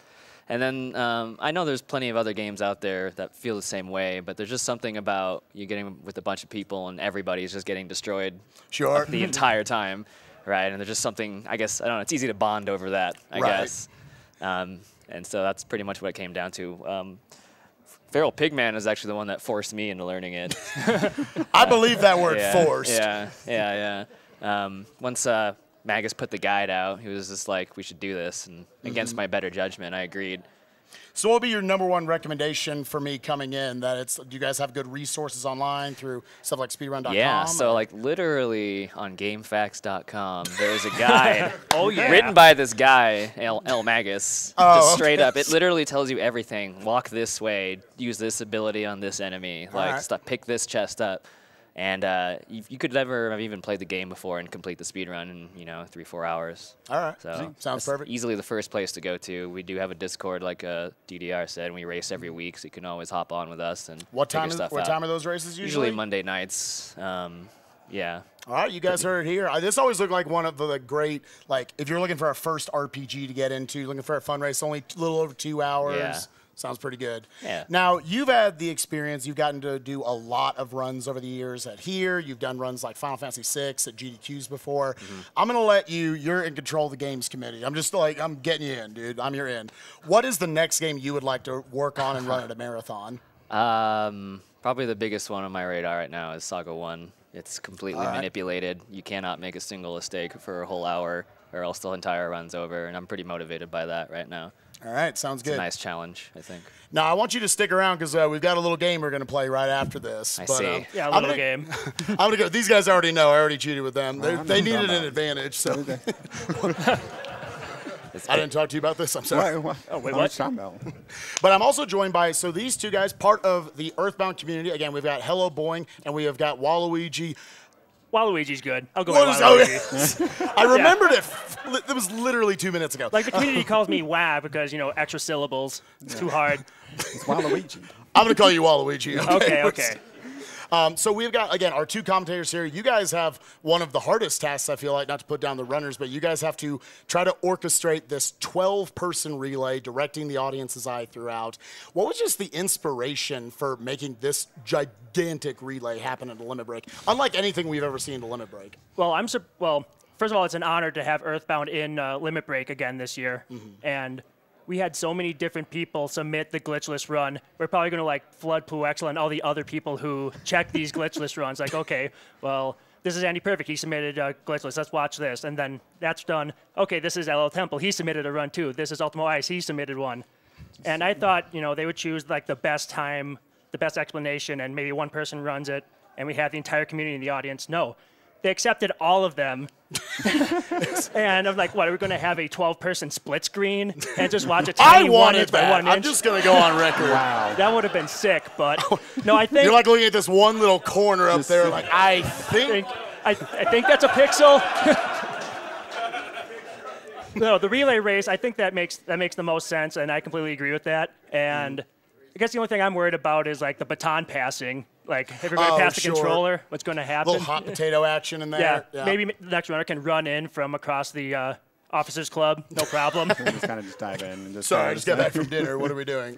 So, Boing, what do you feel like are kind of the big moments of this race coming up? What do you think are the parts of the run that could really decide the race in a way? Oh, probably the biggest one. I don't want to make the other runners nervous, but sure. Probably this guy's gonna screw up. The biggest one. Well, it's just such a RNG heavy run. The biggest one is probably the deciding factor is probably gonna be 3 Cave. Like, somebody can have one that's super clean, just walk right through. Somebody can have one that takes, because you don't want to take any fights in there. You want to try to avoid it as much as possible, and it's all RNG. Like, you just don't want to have any spawns. You have to constantly despawn and actually having to go through a door. It just takes so long to try to actually get in either an empty room or you can just get it right away.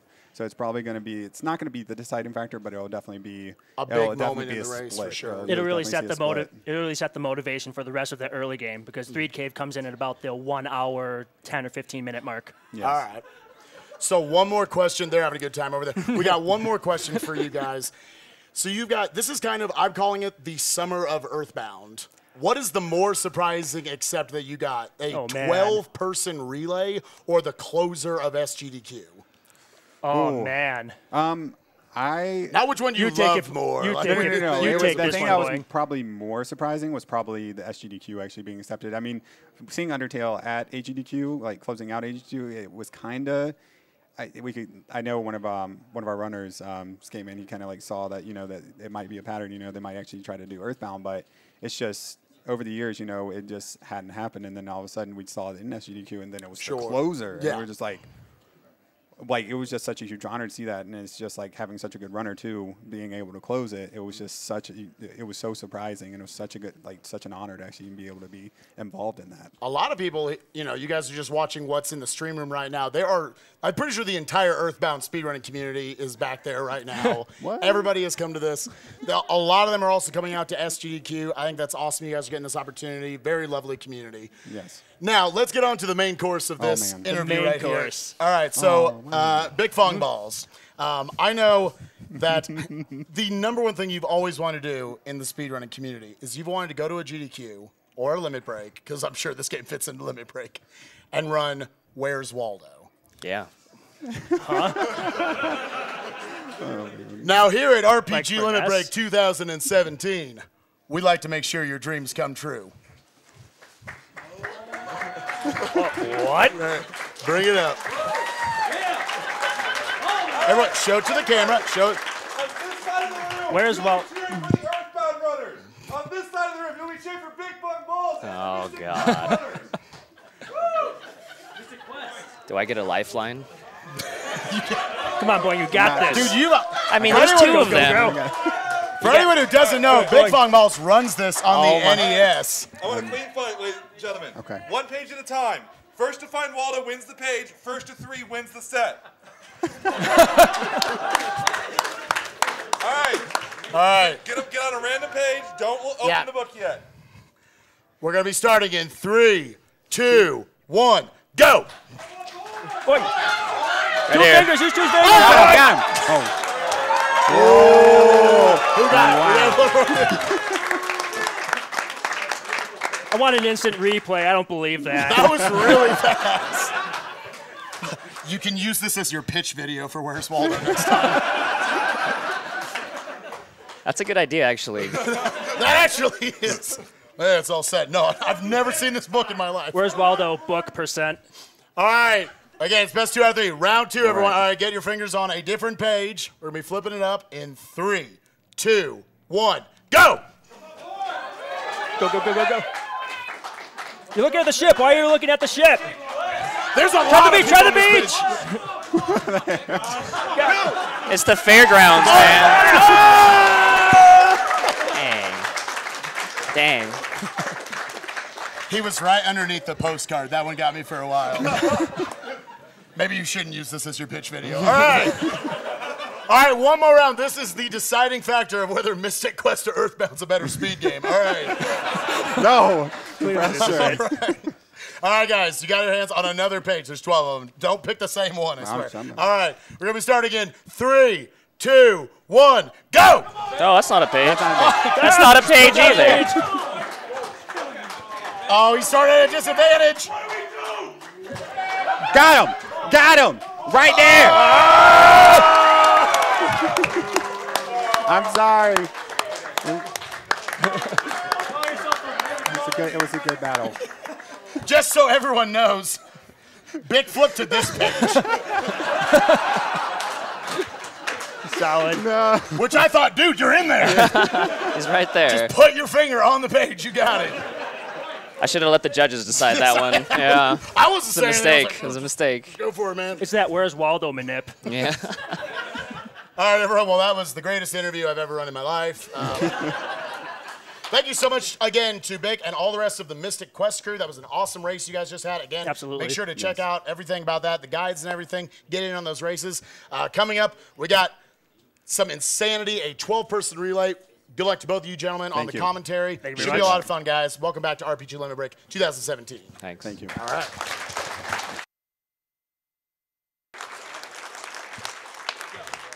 Okay, thank you very much to SpikeVegeta and the crew for that fantastic interview. Unlucky, bichphuongballz on the worst Waldo. We're going to be setting up now for the Earthbound 12-player relay race. I'm going to be jumping off just shortly to relieve you with Ghoul. But before I do, just a few things. Did anyone see how Spike pretty much blended in with that sofa? That was some serious camouflage. I just saw like a head and arms just kind of flailing on the on the sofa. We have a ton of donations that have come in during that hilarious interview. So let me just go through a few of those. We have Fickle Pickle Pie with $25. Says, "Go Team Butts!" The background guy and an associate and other associated members. Got to work, but we'll check out the VOD later. Good luck. Don't forget those butterflies. $1 from Antonio L, who says, "Hello again. I donated back during the transition between the end of the Super Mario RPG run and FF12. I really appreciate what you guys and Nami are doing as someone who has dealt with anxiety and depression since a young age. I really hope you hit the 100,000 mark before long. Let my donation go in support of naming the favorite food in Earthbound, Jeff, one of my favorite series. May the cult of Jeff prosper. Jeff prosper. Jeff. Thank you very much, Antonio. A $25 donation.